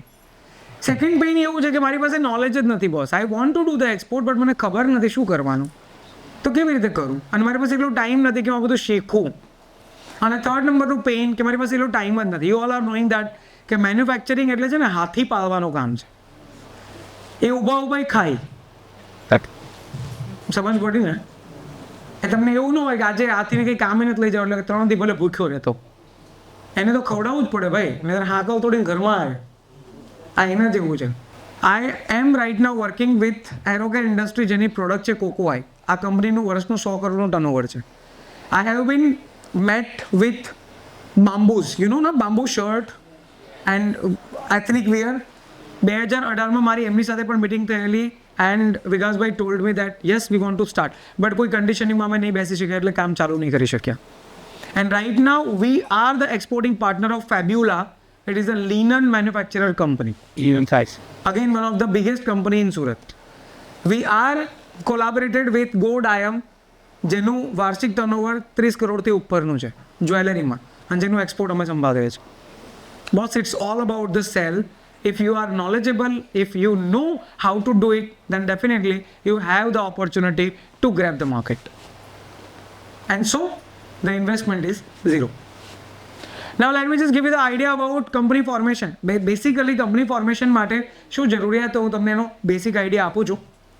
This is saying that current account, PAN number, GST number, IE code, EPC registration and website, આ 6 વસ્તુઓ સૌથી ઇમ્પોર્ટન્ટ. એના વગર તમે તમારી એક્સપોર્ટ કંપનીની શરૂઆત ના કરી શકો. એટલે but obvious basic things. Now we are coming to the government help and benefit. હું વધારે એમાં ડિટેલમાં નહીં જઈ શકું, but I am just want to representing you that government of ઇન્ડિયાનો ટાર્ગેટ છે કે 2030 સુધીમાં આપણું એક્સપોર્ટ જે છે એ 160 લાખ કરોડે પહોંચે, જેમાંથી પ્રોડક્ટ બેઝ એક્સપોર્ટ 80 લાખ કરોડનો ટાર્ગેટ છે. જે મેં તમને ડેટા બતાવ્યા એમાં 36 લાખ કરોડનું આપણું પ્રોડક્ટનું એક્સપોર્ટ હતું, અને લાસ્ટ યર 22 લાખ કરોડનું આપણું સોફ્ટવેર એક્સપોર્ટ હતું. એટલે એમ તમે આંકડો ટોટલ જુઓ ને તો 59 લાખ કરોડનું આપણું એક્સપોર્ટ હતું લાસ્ટ યર. પણ હું એમાંથી વાત કરું છું પ્રોડક્ટ બેઝ પર કે ગવર્મેન્ટ એવું ઈચ્છે છે કે 36 લાખ કરોડના એક્સપોર્ટને 80 લાખ કરોડ પર લઈ જઈએ. એટલે હાલમાં જે એક્સપોર્ટ છે એમાં આપણે 44 લાખ કરોડનો વધારો કરીએ. You just think about it. If government is focusing on this datas and government focusing on this target, તો એમના પ્લાન કેટલા સજ્જડ હશે. આ તો રહી ગયા 400 ન આવી, બાકીની અંદર ભૂકા કાઢી નાખે છે. આઈ એમ ટેલિંગ યુ, એટલા પ્લાન હતા આને લઈને. તો બી હજી ઘણું બધું છે કે જે તમને બજેટમાં જોવા મળે છે. આ લાસ્ટ બજેટમાં તમને યાદ હોય તો સૌથી વધારે એમ્ફેસાઇઝ કરવામાં આવેલું ઈ-કોમર્સ એક્સપોર્ટ ઉપર, કે how can V grow and how can we get the benefits of the world wide e-commerce export. અને એવી ઘણી બધી વસ્તુઓ છે કે જેના અંદર આજે ગવર્મેન્ટ ઘણા બધા ઇનિશિયેટિવ લઈને આવી રહી છે. બટ આમાંથી મારે તમને 2 વસ્તુ સમજાવવી છે. સૌથી પહેલું જે છે ને, it is about the government benefit on the export. ઘણા બધા લોકો એવો સવાલ કરતા હોય કે ચાઇનાની સામે આપણે પ્રોડક્ટની કમ્પેટેબલ પ્રાઇસ આપી શકીએ. And the answer is was 110%. બસ આપણને છે ને પોતાની જાત પર ભરોસો ઉઠી ગયો છે. આપણને એવું લાગે છે ચાઇના સામે ના ટકી શકીએ. I am doing this business since last 12 year. I am telling you, medical સર્જિકલની અમે 36 પ્રોડક્ટમાં કામ કરીએ છીએ, જેમાંથી 28 પ્રોડક્ટ એવી છે જે હું ચાઇના કરતાં સસ્તી બનાવું છું અને એના કરતાં સારી ક્વોલિટી આપું છું. 28 પ્રોડક્ટ જે કોટન બેઝ છે. આપણને ખબર નથી એકચ્યુઅલી. અને આ કેવી રીતે પોસિબલ છે? એક તો તમે એક્સપોર્ટ કરો એટલે તમે ચીપેસ્ટ લેબરર કન્ટ્રીમાંથી આવો છો. India is the cheapest labourer country in the world. યુએસની અંદર મિનિમમ સેલેરી $2,000 છે, એટલે 1,60,000 રૂપિયા થાય. ને આપણે 1,60,000માં 16 જણા લાઈનમાં બેસે 10,000માં. તમે વિચાર કરો, 5 માંદા પડે ને તો તમને ચિંતા નથી. એટલે લોકો બહારના કન્ટ્રીમાં મેન્યુફેક્ચરિંગ નથી કરતા. And so you all are knowing કે આજની તારીખમાં એપલ પોતાની પ્રોડક્ટ શું કામ વિયેતનામ, ઇન્ડિયા, ફિલિપિન્સ અને ચાઇનામાં બનાવે છે? કેમ? એની પાસે યુએસમાં જમીન નથી, એની પાસે માણસો નથી, બધું જ છે. But it is a cheapest labourer country. અને એમાં ઇન્ડિયા એ ચીપેસ્ટ લેબરર કન્ટ્રી છે. મતલબ તમે 15,000માં કોઈને બેસાડો ને તો બાપડો બિચારો 100 કલાક કામ કરે. એમાં વડાપાવ આપો 2 તો બીજા 2 કલાક. એન્ડ વી નો દેટ કે અહીંયા કોઈ એવા રૂલ જ નથી. મતલબ રૂલ બનાવેલા છે પણ ફોલો કરતા નથી ને. પેલું કારીગર શોષણ, એટલે બિચારા પહેલાંને શોષણ લાગે ને ઘણાને તો એ નથી ખબર હતી કે આજે રવિવાર છે એમ. કારણ કે કેલેન્ડર કોઈ જોવાનું જ ન આવે ને, કારણ કે કમાઈને પૈસા મોકલવાના છે ફેમિલીને. So they are not seeking kind of the leaves, no. But boss, I am telling you, cheapest labourer country તરીકે આપણે જે પ્રોડક્ટ બનાવીએ છીએ એ સુપિરિયર ક્વોલિટી વિથ લેબર જે એકદમ ઝીરો પર હોઈ શકે. સેકન્ડ નંબર પર આના પર તમને બેનિફિટ મળે છે કે એક્સપોર્ટ તમે કરો એટલે તમારે જીએસટી ના ભરવું પડે, જીએસટી ફ્રી. તમે સિમ્પલ વિચારો, 100 રૂપિયાની પ્રોડક્ટ તમે લોકલમાં વેચો ને 18% જીએસટી હોય તો 118માં વેચવું પડે ને. બસ તમે એક્સપોર્ટ કરો એટલે 18 રૂપિયા ગવર્મેન્ટ તમને આ રિબેટ આપે કે તમે એક્સપોર્ટ કર્યું, વાહ, દેર ઇઝ નો જીએસટી. એટલે તમને એક તો 18 રૂપિયા તમારી પાર્ટીની એમ સસ્તું પડ્યું. હવે આ જે 18 રૂપિયા તમને મળે છે એના ઉપર પાછો ડ્યુટી ડ્રોબેકનો બેનિફિટ જે પાછા 4 થી 5% એક્સ્ટ્રા હોય. એનો મતલબ એવો થયો કે તમે 1 કરોડનું ગોડ્સ વેચો એટલે 18% લીધે 18 લાખ રૂપિયા ડ્યુટી માફ થઈ. ઉપરથી ગવર્મેન્ટ તમને 4 લાખ રૂપિયા ડ્યુટી ડ્રોબેક આપે કે તમે એક્સપોર્ટ કર્યું એટલે બીજા તમારે બહુ ડ્યુટી લાગ્યા છે ને લો તમને પાછા આપ્યા. તમે બહુ સારું કામ કરો છો. અને હજી સંતોષ નથી, કારણ કે એ બહુ ખુશ છે, એટલે તમને હજી એક બેનિફિટ આપ્યું. It is called the RoDTEP, it is called the ઇનામ. બોસ તમે એક્સપોર્ટ કર્યો, હું કેમ બહુ ખુશ હુઆ, 3% બીજા એક્સ્ટ્રા, તો કે લો રોડ ટેપ એ રાખો, 1 કરોડના એક્સપોર્ટ પર 3% બીજા.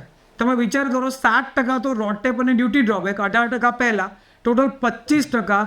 100 રૂપિયાની પ્રોડક્ટ એક્સપોર્ટ કરો તો ગવર્મેન્ટ તમને 25 રૂપિયા પાછા આપે.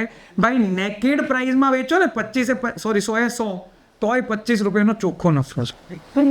It is 25%.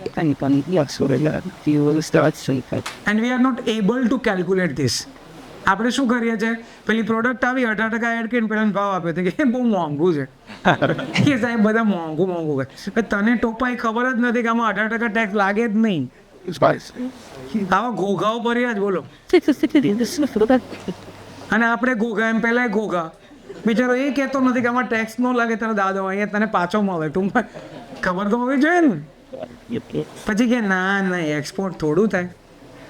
પણ તમે વિચાર તો કરો, સિલ્કની પ્રોડક્ટ પર હું તમને એક ડેટા આપું. આપણે સિલ્કના જે નાઇટ ડ્રેસ આવે ને, નાઇટ શૂટ્સ, આ સિલ્કના નાઇટ શૂટ આપણે બનાવતા નથી એટલા. આ સિલ્કની ઉપર એક્સપોર્ટ પર રોડ ટેપ અને ડ્યુટી ડ્રોબેકનો ટોટલ બેનિફિટ કેટલો છે ખબર? 14%. સાંભળજો સ્ટોરી. અને દુનિયામાં ખાલી સિલ્કના નાઇટ ડ્રેસનું sale all over the world આ કેટલાનું હશે? Just imagine, it is 12,000 crore. અને આ 12,000 કરોડમાંથી લાસ્ટ યર ઇન્ડિયાએ એક્સપોર્ટ કરેલું 98 લાખ. તમે ખાલી સિલ્કના નાઇટ ડ્રેસ બનાવો ને ભાઈ, તોય કરોડપતિ થઈ જાઓ. બોલો.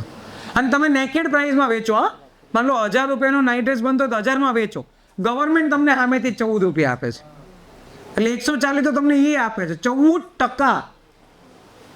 કયા બિઝનેસમાં આટલો પ્રોફિટ હોય? ટેલ મી. અને એ ઓલા બાજુ આ કારીગરને પકડતા હોય, હાલાલી કે તું અહીંયા આવી જાય, એટલે શું ધંધા આધર્યા છે આપણે. હા. And so I am always inviting કે ન્યૂ ઓન્ટરપ્રેન્યોર એટલે કે યંગ ઓન્ટરપ્રેન્યોરે હવે બિઝનેસમાં ખરેખર આવવાની જરૂરિયાત છે આ બધી વસ્તુઓને સમજીને, because you can make a lots of changes inside the current processes. અને હું ઘણા બધાને મળું ને, એટલી બધી માન્યતાઓ સાથે બેઠેલા હોય તો કે થાય જ નહીં કોઈ બી. અને પેલી અહીંયાની જે સિસ્ટમ હોય બધી ઇન્ટરનેશનલ માર્કેટમાં નાખેલી છે, હું તમને એના પર આગળ વાત કરું. એ ઉપરાંત તમને એમ લાગતું હોય કે ભાઈ વર્લ્ડ વાઇડ કોઈ પણ કન્ટ્રીમાં મારે કંઈક વેચવું હોય તો મારો સગો કોણ? આનાથી મોટો તમારો કોઈ સગો જ ના હોય. It is Indian embassy. હું તમને એક નાનું એક્ઝામ્પલ આપું. લાસ્ટ ટાઈમ જ્યારે જયશંકર અહીંયા આવેલા ને, તમને ખ્યાલ હશે, એમણે બહુ મસ્ત વાત કરેલી. In 2017 first time it happen કે ઇન્ડિયાની જેટલી એમ્બેસીઝ છે દુનિયામાં 140 કન્ટ્રીમાં, એ બધી એમ્બેસીના એમ્બેસેડરને ભેગા કરેલા ઓનલાઈન. અને આખી મિટિંગમાં પ્રાઇમ મિનિસ્ટર 3 કલાક કન્ટિન્યુ બેઠેલા, એક પણ શબ્દ બોલેલા નહીં, પણ 3 કલાક કન્ટિન્યુ. એટલે એમનો મેસેજ એવો હતો, બોસ આ સિરિયસ ઇસ્યુ છે, એટલે હું 3 કલાક અહીંયા બેઠેલો છું, એટલે જેટલી ઇન્સ્ટ્રક્શન તમને આપવામાં આવી છે ને એને ફોલો કરજો. અને જો ફોલો ના થાય એમ હોય તો બિસ્તરા પોટલા પેક કરો અને ઇન્ડિયા પાછા આવો. અમને બીજા લોકો ઘણા છે જેને કામ કરવું છે. એન્ડ યુ નો, આખા દુનિયામાં યુએસ પછી ઇન્ડિયન એમ્બેસીઝ હાઈએસ્ટ નંબરમાં છે. આટલી એમ્બેસી દુનિયાના એક પણ કન્ટ્રી નથી બોસ, 140 કન્ટ્રીમાં. અને હજી તો ગવર્મેન્ટનો ટાર્ગેટ છે 2030 સુધીમાં હજુ 30 એમ્બેસીઝ એડ કરવી 170 કન્ટ્રીમાં. આ બધું કોના માટે? આ તમારા માટે કે તમે ફ્યુચરમાં દુનિયાના અલગ અલગ કન્ટ્રીને કનેક્ટ કરો. તમને શું હેલ્પ જોઈએ છે બોલો? તમને બાયરનો ડેટા જોઈએ છે, તમને માર્કેટનું રિપોર્ટિંગ જોઈએ છે, તમને માર્કેટની અંદર કઈ પ્રોડક્ટ ચાલે છે એનો ડેટા જોઈએ છે, તમને ત્યાં કોઈને કનેક્ટ કરવા છે, તમને વિઝા રિલેટેડ હેલ્પ જોઈએ છે, તમને વિઝા રિકમેન્ડેશન જોઈએ છે. You just connect to the Indian embassy properly and my friend you will assisted all the way. You just try it. But it is the Indian embassy, government of India's body. Hey, my friend, send me the data of buyer. Thank you. I'm now it. You have to present that who you are and what kind of the help you require. If you do that, you are on. Try it and find out. Within a 2 to 3 days, you will get the answer. Within a 2 to 3 days. હું તમને એક simple example આપું. અમે એક વખત લસણ મોકલેલું હતું, garlic. Around 2.5-3 લાખનું લસણ હતું પોલેન્ડ. વોર્સોમાં જ્યાં અમારું લસણ ફસાયું હતું ને, ત્યાં પર્ટિક્યુલરલી એટલે એનું એક સર્ટિફિકેટ આવે જેને આપણે ફાઇટો કહીએ. આ ફાઇટોની અંદર બોન્ડ પેપર ઉપર પ્રિન્ટ થાય. એટલે અહીંયાના કસ્ટમ અધિકારીએ ઉતાવળ પેલા સાદા પેપર પર પ્રિન્ટ કરીને આપી દીધું. એટલે પહેલી માને નહીં કસ્ટમની અધિકારી. એટલે બધી રીતે અમે એને કનેક્ટ કરાવ્યું. અહીંયા કસ્ટમ અધિકારી પોતે કીધું કે મારાથી ભૂલ થઈ ગઈ. માને જ નહીં, એમ કે નહીં તમે મને સર્ટિફિકેટ આપો. અને સર્ટિફિકેટ બનાવીને નવું મોકલે તો 5-7 દિવસ બીજા થાય, એટલા વારમાં તો લસણ ખરાબ થઈ જાય. એટલે પછી અમે પહેલાં ઇન્ડિયન એમ્બેસીવાળાને કોન્ટેક્ટ કર્યો, જે પાછો બીજા સિટીમાં. એ બીજે દિવસે સવારે ગાડી લઈને ડ્રાઈવ કરીને આવ્યો 250 કિલોમીટર વોર્સો, અને પહેલાં મેડમને પોતે પરિપત્ર આપ્યો, ભાઈ મેડમ આ લસણ અમારું જ છે, આ લસણ જે છે એ ઓથેન્ટિકેટ છે, અને હું લેટર આપું છું, કંઈ લોચો પડે તો હું બેઠો છું. અને પછી પહેલાં મેડમે લસણ છોડ્યું. બોલો, તમે વિચાર કરો, ખાલી એ 2.5 લાખના લસણ માટે પહેલો 250 કિલોમીટર દૂરથી ડ્રાઈવ કરીને આવ્યો. That's called the Indian embassy. Because clear instruction છે કે એક્સપોર્ટરને કોઈ પણ હેલ્પની જરૂરિયાત હોય ને તો કરવી પડશે. આ ઓબ્લિગેશન છે, સમજીને રાખજો. Every Indian embassy, you just ask for the information and help and they will do that. And so that's what the new India boss, કે જ્યાં આપણે ઘણી બધી એવી પ્રક્રિયાઓ છે કે જેમાં ઇઝનેસ લાવ્યા છીએ અને લાવી રહ્યા છીએ. And now V are coming to the risk. Obvious risk કેટલી રીતે હોઈ શકે, બટ ઓબ્વિયસ રિસ્ક 2 રીતે હોય. એક આપણો રિસ્ક હોય ગુડ્સનો અને બીજું હોય પૈસાનો. તો બટ ઓબ્વિયસ છે કે આના સિવાય ધંધામાં બીજું કોઈ રિસ્ક તો છે નહીં.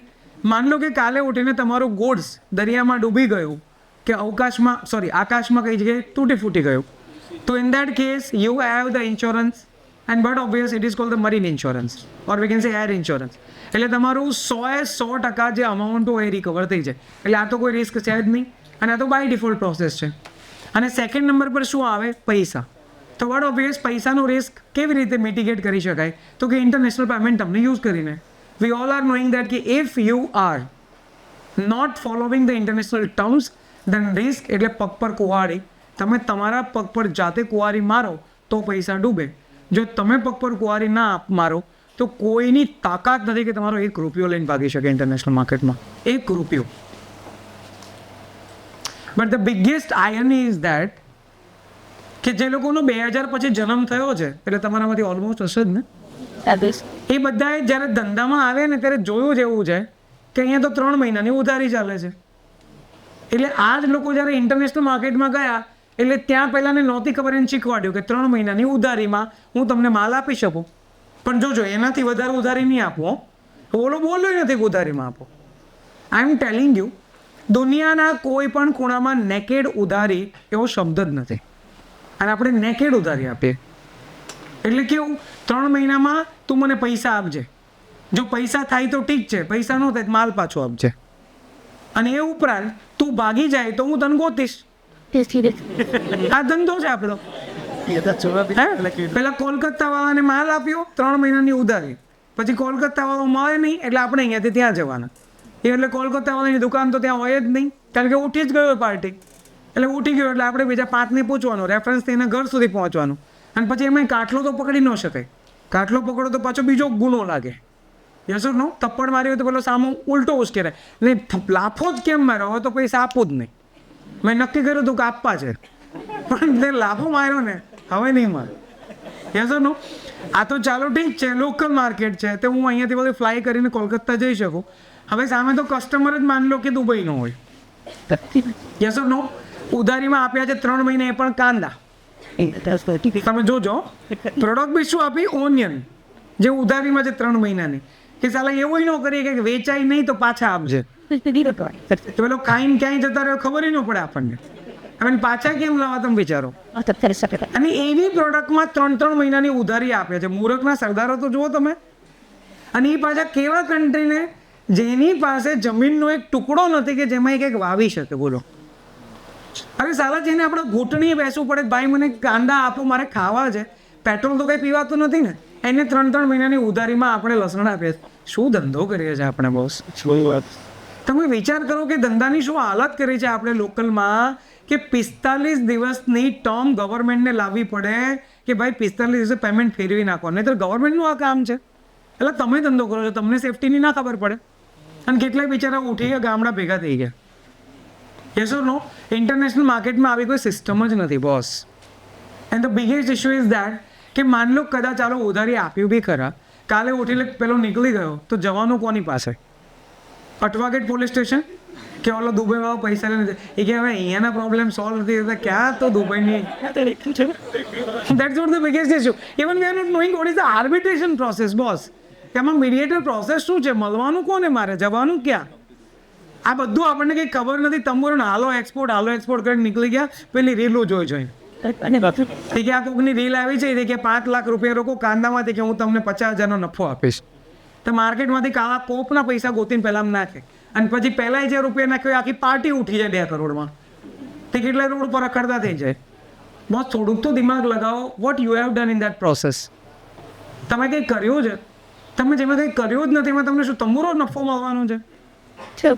આ બધી માયાઓ છે. જ્યાં સુધી તમે જાતે ના શીખો અને જ્યાં સુધી તમે ખુદની પ્રોસેસમાં એન્ટર ના થાઓ ને ત્યાં સુધી તમે ક્યારેય બિઝનેસના પાપા પગલી ના શીખી શકો. એટલે પાપા પગલી શીખવી જરૂરી છે ને પછી સાચું બિઝનેસ ડેવલપ થાય. એટલે હું હંમેશા કહું ઉતાવળ ના કરો. 6 મહિના વર્ષ પહેલાં બધું પ્લાનિંગ કરો, ડેટા સમજો, એનાલાઇઝ કરો અને પછી એક પ્રોડક્ટ અને એક માર્કેટ સાથે આગળ વધો. એક સ્ટેપને જો પહેલેથી પ્રોપર ફોલો કર્યા હશે ને તમારો 1 રૂપિયો નહીં ડૂબે. હું એટલા માટે કહી શકું બિકોઝ ઇન્ટરનેશનલ બિઝનેસમાં 5 જ ટર્મ છે જે સેફેસ્ટ છે. The first one is 100% advance. કેટલાયને એવું લાગતું હોય કે 100% એડવાન્સ કોઈ આપે આપણને? And the answer is boss all over the world જેટલો ટોટલ ધંધો થાય ને એમાં 35% ધંધો 100% એડવાન્સમાં થાય છે. It is 35%. બિચારો પેલો બાપડો સામેથી એમ કે લો ભાઈ તમે માલ આપો તમારા પૈસા કે ના રાખો ને કે આરામથી આપજો. અહીંયા જાણે કેમ જાડવા હોય તો કે હલાવે તો ઉપરથી પૈસા પડતા હોય. આવા જ નહીં ચાલુ કરે બોલો. પેલો કે નાના કે અમે તો ધંધો આવા જ કરીએ કે નાના પણ અમે આમ કરીએ કે ઉધારી વગર મને હું રાત્રે આમ સપનામાં 2-3 જણા આવવા જોઈએ ક્યાંની ભાઈથી લેવાના છે. અને સૌથી મોટો પ્રોબ્લેમ તમે કોઈને પૈસા આપો એ પૈસા પાછા કઢાવવા હોય એટલે આપણે એને પાછા બહાના બતાવવાના ભાઈ મારે ઘરમાં ખાટલો આવ્યો છે કે હવે મારા તો બોલો આપણે આપણા પૈસા માંગો એ પાછો પેલો કે આમ ખોકાર ઓકે કરું લે કંઈક આપણા પૈસા છે જે લેવાના છે. I think we don't have to go in that way. It is not the business boss. It is the slavery. What I am predicting. મારી કંપની 1 રૂપિયાનું કામ એડવાન્સ વગર નથી કરતી. Not a single amount. તો ગમે એટલો બાયર હોય તારે બોલે ને 500 કરોડ ટર્નઓવર હોય પણ I am not doing the business without advance. હા મને એ ખબર છે કે તું મને ઓર્ડર આપશે ને એટલે 2 વસ્તુ તને કન્ફર્મ મળશે. એક તું જે બોલ્યો છે એ વસ્તુ અને બીજું તું જે માંગશે એ ટાઈમે. એનાથી બિયોન્ડ હું કોઈ કમિટમેન્ટ નથી આપતો but you just do the business with me once with a small amount. ભલે તું ખાલી $500 કામ કર, 1000નું કામ કર, 1500નું કામ કર પણ એ વખત ટ્રાય કર. તું ટ્રાય કરશે તો તને ખબર પડશે કે હુ એમ આઈ. પછી તો આપજો તને જે ધંધો આપવો હોય તે બસ બાકી કોઈ ટર્મ નહીં. 100% એડવાન્સ. માની લો કે કોઈને બહુ મોટી અમાઉન્ટમાં 100%માં ન જવું હોય તો એના પાસે ઓપ્શન છે ને થોડાક પૈસા પહેલાં આપે 50% અને બાકીના હું અહીંયાથી માલ નાખું નીકાળું ત્યારે આપે. No part advance against bill of lading. અને એમાંય માન લો કોઈને ઉધારીની કુજલી હોય તો એ આપી શકાય. It is called the DA document against acceptance. પણ એમાં બેંક ઇન બિટવીન હોય. It is the bill of exchange કે જેથી કરીને તમારું પેમેન્ટ સિક્યોર રહે. આનાથી બિયોન્ડ ટર્મ છે. It is called the LC. I hope you have hard it. Letter of credit 100% safe છે. તો બીજા ધંધા શું કામ કરીએ આપણે? અને હમણાં છેલ્લા 4-5 વર્ષથી જે ટર્મ આવી છે it is called the escrow. There is the third party payment receiver like PayPal. Yes or no? સામેવાળો પૈસા પહેલાં એસ્ક્રોને આપે પછી તમે માલ મોકલો પહેલાં એમ કે આ માલ મળી ગયો એટલે તમને પૈસા અહીંયાથી એસ્ક્રો આપી દે. આટલો સિમ્પલ ધંધો છે અને એમ છતાંય આપણે ક્યાં જવું છે લાસ્ટમાં which is called the naked ઉધારી.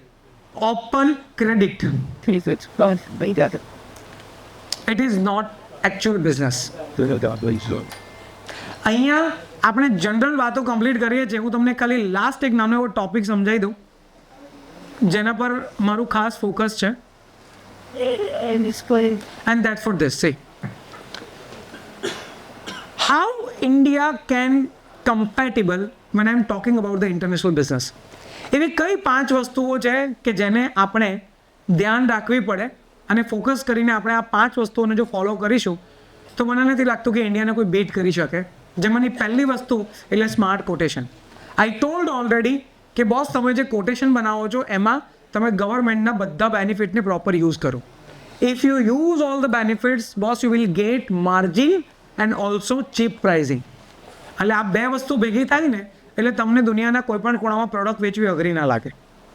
વાત number 2 this is called the presentation of the product. જો દિખેગા વો બિકેગા એ વાતને ધ્યાનમાં રાખીએ તો આપણી પ્રોડક્ટ દેખાતી જ નથી. જ્યાં સુધી નહીં દેખાય ત્યાં સુધી વેચાશે નહીં. એટલે બોસ સોશિયલ મીડિયાનો આટલો ભરપૂર તમે યુઝ કરો છો ને એને થોડુંક આ બાજુ ડાયવર્ટ કરો. તમે ખાલી પ્રોડક્ટ દેખાડવાનું ચાલુ કરો, જુઓ લોકો તમારી પાસે કેટલા કોટેશન માંગે છે. Believe my word. તમારી સેમ એફર્ટ્સ જે તમે આજે સોશિયલ મીડિયામાં આપો છો એમાંથી 50% એફર્ટ્સને તમે આ બાજુ આપો and C how the business will grow. It is just presentation, nothing new. અને પ્રેઝન્ટેશનની જ્યારે હું વાત કરું એટલે 3 ફંડામેન્ટલ્સ હંમેશા તૈયાર રાખવાના. આને કહેવાય હથિયારો.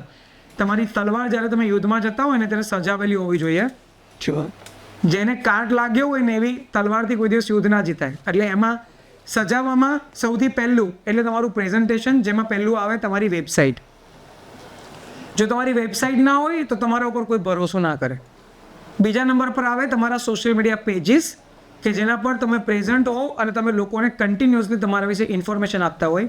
અને ત્રીજા નંબર પર આવે તમારું બ્રોશર એન્ડ મેલ કે જેના થ્રુ તમે લોકોને કનેક્ટ કરો છો. Because someone will ask you that please share me your brochure. અને જ્યારે તમે બ્રોશર એને મોકલો તો એને બધી વસ્તુ એકસાથે ખબર પડે. This is called the presentation. વાત નંબર 3 જે છે legal documentation. This is the most important and concern part what I am saying. Past generation કે આપણા ફાધર લોકો કદાચ એમને એટલું ઇંગ્લિશ સારી રીતે નહોતું આવડતું, but we all are knowing English very good, no? Yes. તો I can say that international બિઝનેસમાં જે ડોક્યુમેન્ટેશન આવે ને એ બેસિક આધાર છે. જો એમાં કોઈ પણ ગલતી હોય ને એટલે સામેના કન્ટ્રીમાં એ ડોક્યુમેન્ટને કારણે માલ છૂટે નહીં. હું તમને એક સિમ્પલ એક્ઝામ્પલ આપું. ઘણી વખત અહીંયા બિઝનેસની અંદર લોકોની એવી માન્યતા હોય ચાલે હવે જવા દો, એમાં શું થઈ ગયું, કંઈ ફરક ન પડે. પણ boss, when you are focusing international business એ તમે ચાલે હવે જવા દો, આની બહુ મોટી ઇમ્પેક્ટ છે. તમારા ડોક્યુમેન્ટમાં તમે એક મિસ્ટેક કરી છે, એ સામેના કસ્ટમમાં જ્યારે ડોક્યુમેન્ટ પહોંચે ને એટલે એ એક મિસ્ટેક એક મોટો ઇશ્યુ ઊભો થાય. અને પહેલાં કસ્ટમરને બોલાવે અને એને પૂછે કે આમાં પ્રોડક્ટનું નામ અલગ છે, HS કોડ અલગ છે, એવું કેવી રીતે થયું? Please verify this document and make it again. Boss, આટલું થાય ને એટલે તમારો ઇમ્પોર્ટર શું વિચારે? સાલા તને એક ડોક્યુમેન્ટ બનાવતા નથી આવડતું, બેસિક શું તારી સાથે ધંધો કરે? એસો નું. અને આપણી કમ્પેટેબિલિટી વિખાય છે. એટલે એવરી ડોક્યુમેન્ટને સમજવું અને ડોક્યુમેન્ટને પ્રોપર તૈયાર કરવું એ પણ જરૂરી છે. અને ડોક્યુમેન્ટ બનાવાય કે મોટી વાત નથી, ઇટ ઇઝ બેસિક ફંડામેન્ટલ્સ જે આપણે એડ કરવાના હોય. ચોથા નંબર પર આવે professional approach van you R connecting the people. I am telling you, તમે ખાલી કોઈ પણ પ્રોડક્ટની ઇન્ક્વાયરી ચાઇનીઝને નાખો અલીબાબા પરથી અને 10 જણા સાથે તમે કોમ્યુનિકેટ કરો. તમે જુઓ એ કેટલી સરસ રીતે ધંધો કરે છે અને તમને પ્રોડક્ટ વેચે છે. તમે ખાલી સમજો અને શીખો how Chinese doing the business. They are so sober in this approach, so sober and very effective. કોઈ હેમરિંગ નહીં કરે તમને અને એમ છતાંય તમને એક લેવલ પર તૈયાર કરશે કે તમે આ પ્રોડક્ટ ખરીદી શકો. That's called the professional approach. હું વધારે ડિટેલમાં નથી જતો, but you just try it. 4 થી 5 અલગ અલગ ચાઇનીઝને અલગ અલગ પ્રોડક્ટ માટે ઇન્ક્વાયરી નાખો, ખાલી એમ જ મને આ ખરીદવું છે, અને પછી તમે જુઓ તમારી સાથે કનેક્ટ કેવી રીતે કરે છે. How they giving you the pricing, how they giving you the documentation and etcetera. And last but not least, it's called the commitment. There are the 2 kind of the commitments we always have to follow. The first one, what you said, એ પ્રમાણેની quality એને આપો. એવું નહીં થાય કે તમે sample કંઈક અલગ મોકલ્યું, કન્ટેનર ખોલે તો પહેલાં 25% એ નીકળે, પછી કચરું નીકળે. અને આપણી તો એવી દાનત હોય, US જેવું કન્ટ્રી કે જે તમને પૂરા પૈસા આપે છે, કદાચ તમે ધાર્યા ન હોય એના કરતાં વધારે પૈસા આપે છે, અને એવા કન્ટ્રી સાથે આપણે ચીટિંગ કરવાનું ચાલુ કરીએ એ પણ થોડાક વધારે પૈસા કમાવા માટે. વોટ વી આર ડુઈંગ, જીરું અહીંયાથી આપણે યુએસને મોકલીએ, ઇનિશિયલી બધું જીરું જતું રહે એટલે આપણને એમ થાય ચલો બધું જતું રહે છે, 5% આપણે કામ કરીએ, લાકડાને ભૂસો નાખીએ. આ આપણું દિમાગ છે. લો એટલે પેલા જીરામાં લાકડાને ભૂસો નાખે કે દેખાય નહીં, મિક્સ થઈ જાય. હવે પેલું US છે તો પકડી શકે ને, તો ઇનિશિયલી એને પકડ્યું, એને એમ થયું ચલો ભૂલ થઈ ગઈ હશે કે ભાઈ આવી ગયું મિશ્રણ, તો બીજી વખત કે 5% વહી ગયા, 10% નાખો. તો બીજી વખત પકડ્યા, ઊંઝામાંથી ખાલી જીરાનું એક્સપોર્ટ આપણું 650 કરોડનું હતું. 2019ની વાત હું કરું છું, સેન્કશન નાખ્યું ને તો યુએસનું ખાલી કન્ઝમ્પશન 300 કરોડ ઉપર હતું, બધું બંધ કરી દીધું એણે. એ કે આજથી ગુજરાતથી ઝીરો બેન. વાય? કારણ કે તમને 5% નાખ્યું તો અમને તો ભૂલ થઈ ગઈ છે, તમે 10% ચાલુ કર્યું. બોલો, આ આપણી ઇન્ટેગ્રિટી છે બિઝનેસની. In that way we will never win boss. એટલે હું બોલ્યો એથિક્સ ટોપ પર હોવા જોઈએ. એથિક્સ તમે ધંધો કરો ને એથિક્સથી એટલે તમને કોઈ હરાવી ના શકે. ભલે કદાચ માર્જિન ઓછા મળશે, બટ બોસ ધંધો તમને લોંગ ટર્મ મળશે. And the second important commitment is about the time. મેં ઘણી વખત એવું સાંભળેલું કે જાપાનમાં તમે સ્ટેશન પર જાઓ ને એટલે અનાઉન્સમેન્ટ થાય કે ભાઈ ટ્રેન એના ટાઈમ પર છે, તમે તમારી ઘડિયાળને સેટ કરજો. અને એ ડોટ ટુ ડોટ ટાઈમ, એટલે સેકન્ડ અપ તમે કાઉન્ટ કરીને ચાલો, 5 second up and down, not more than that. તો હું લાસ્ટ ટાઈમ જ્યારે જાપાન વિઝિટ પર ગયો ને તો મને એમ થયું કે લાઈ જરાક ચેક કરવા દે આવું છે કે નહીં. And I stand at the we can say that Tokyo, જેનું મેઇન સ્ટેશન છે ત્યાં. And it was really announce in that way કે ભાઈ તમારી ઘડિયાળ તમે ટાઈમે કરજો, ટ્રેન એના ટાઈમે છે. તમે વિચાર કરો કે જે કન્ટ્રીમાં ટ્રેન એના ટાઈમથી પાછળ ન ચાલતી હોય ત્યાં માણસ કેટલો ટાઈમ પંક્ચ્યુઅલ હશે. એ તમને મેસેજ કર્યો, hey my friend please give me the quotation. રાતના 9 વાગ્યા છે, હું કોઈના મેરેજમાં છું, sir give me 2 hours, I am sending you the quotation. અને 2 hours ક્યારે થાય? સવારે મોર્નિંગના 12 o'clock. એટલે 12 વાગે સવારે કોટેશન મોકલ્યું. Sir hello sir you there? Blue tick આવે છે, રિપ્લાય નથી આવતો. Sir I have send the quotation, please check it. Sir તંબુરો કોટેશન ચેક કરે, તું 2 કલાકનું બોલે 12 કલાકે આવે તો તું એમ કે હું કાલે કન્ટેનર મોકલું, તું કે 12 દિવસ મારે તો રાહ જોવાની ને. Boss, timing is most important parameter in the world and we R worst in that case. ચાલો પેલી કંકોત્રીમાં લખવું પડે કે 5:30 આવજો ભાઈ, ભોજન સમારંભ ચાલુ થઈ જશે. ત્યારે તો 6:30-7 વાગે પહોંચે કે બધા જમી લે પછી જ જવાય ને. તો જાય તો બધા ડિસ્પ્લેનું ભાવ લાઈનમાં. આ હાલત છે આપણે, બોલો. એટલે જ્યાં સુધી તમે ટાઈમ પંક્ચ્યુઅલ નહીં બનો ને બોસ, ત્યાં સુધી દુનિયામાં તમારાથી ધંધો નહીં થાય. Because Germans are saying that કે તમે 1 મિનિટ બી જો મિટિંગમાં લેટ પહોંચો ને એટલે 99% કેસમાં તમારી સાથે ધંધો ના કરે. 99% કેસ. 1% બહુ પછી એને જરૂરિયાત હોય ધંધો કર્યો તો વાત અલગ, બાકી 99% કેસમાં ધંધો નહીં કરે. That's what the international business. If you R following this 5 things, I don't think કે આમાં કોઈ મોટી ચેલેન્જ છે. અને ઇન્ડિયા પાસે એટલું બધું પોટેન્શિયલ છે કે આપણે બહુ બધું કરી શકીએ એમ છે. બસ ખાલી મારી એટલી સલાહ છે, પ્રોપર મેનરમાં સબ્જેક્ટને સમજો, એને શીખો અને આગળ વધો. સધન Gujarat chamber of commerce and industry દ્વારા રેગ્યુલર બેઝ પર મારા ક્લાસનું આયોજન થાય છે. આ બધા ક્લાસ હું માત્ર એટલે કરાવું છું, મને એવું લાગે કે સાચું અને સારું નોલેજ જવું જોઈએ, ખાલી હવામાં વાતો નહીં, બહુ સારું છે આવી જાવ એમ નહીં. If you are ready to learn, if you are ready to nurture yourself, if you are ready to educate yourself, then boss, આ ફિલ્ડની અંદર ઓપોર્ચ્યુનિટીઝ અનબિલિવેબલ છે. અને એને ધ્યાનમાં રાખતા I just want two represent that કે આપણો જે નેક્સ્ટ બેચ ચાલુ થાય છે એ આ મારી પ્રોડક્ટ કેટેગરી છે જેમાં અમે ડીલ કરીએ છીએ. ધીસ ઇઝ ધ કોકો આઈ. આ જ્વેલરી પ્રોડક્ટ છે બધી. અત્યાર સુધીમાં અરાઉન્ડ 4500થી વધારે લોકોએ મારી પાસે ટ્રેનિંગ લીધી છે, પર્ટિક્યુલર એક્સપોર્ટ અને ઇમ્પોર્ટ અને સબ્જેક્ટિવલી. 1.5 કલાકમાં ઘણી બધી વસ્તુ જાણી તો 33 કલાકમાં તમે શું જાણી શકો, ઇમેજિન કરી શકો. અને મારો એક જ ખાલી મતલબ એની પાછળનો હેતુ છે કે તમે પ્રોપર શીખો, સબ્જેક્ટની પૂરેપૂરી ડિટેલ લો અને આગળ વધો. મને પૂરો વિશ્વાસ છે કે તમે શીખશો ને તો તમે ભૂક્કા કાઢી નાખશો, એટલું કામ છે.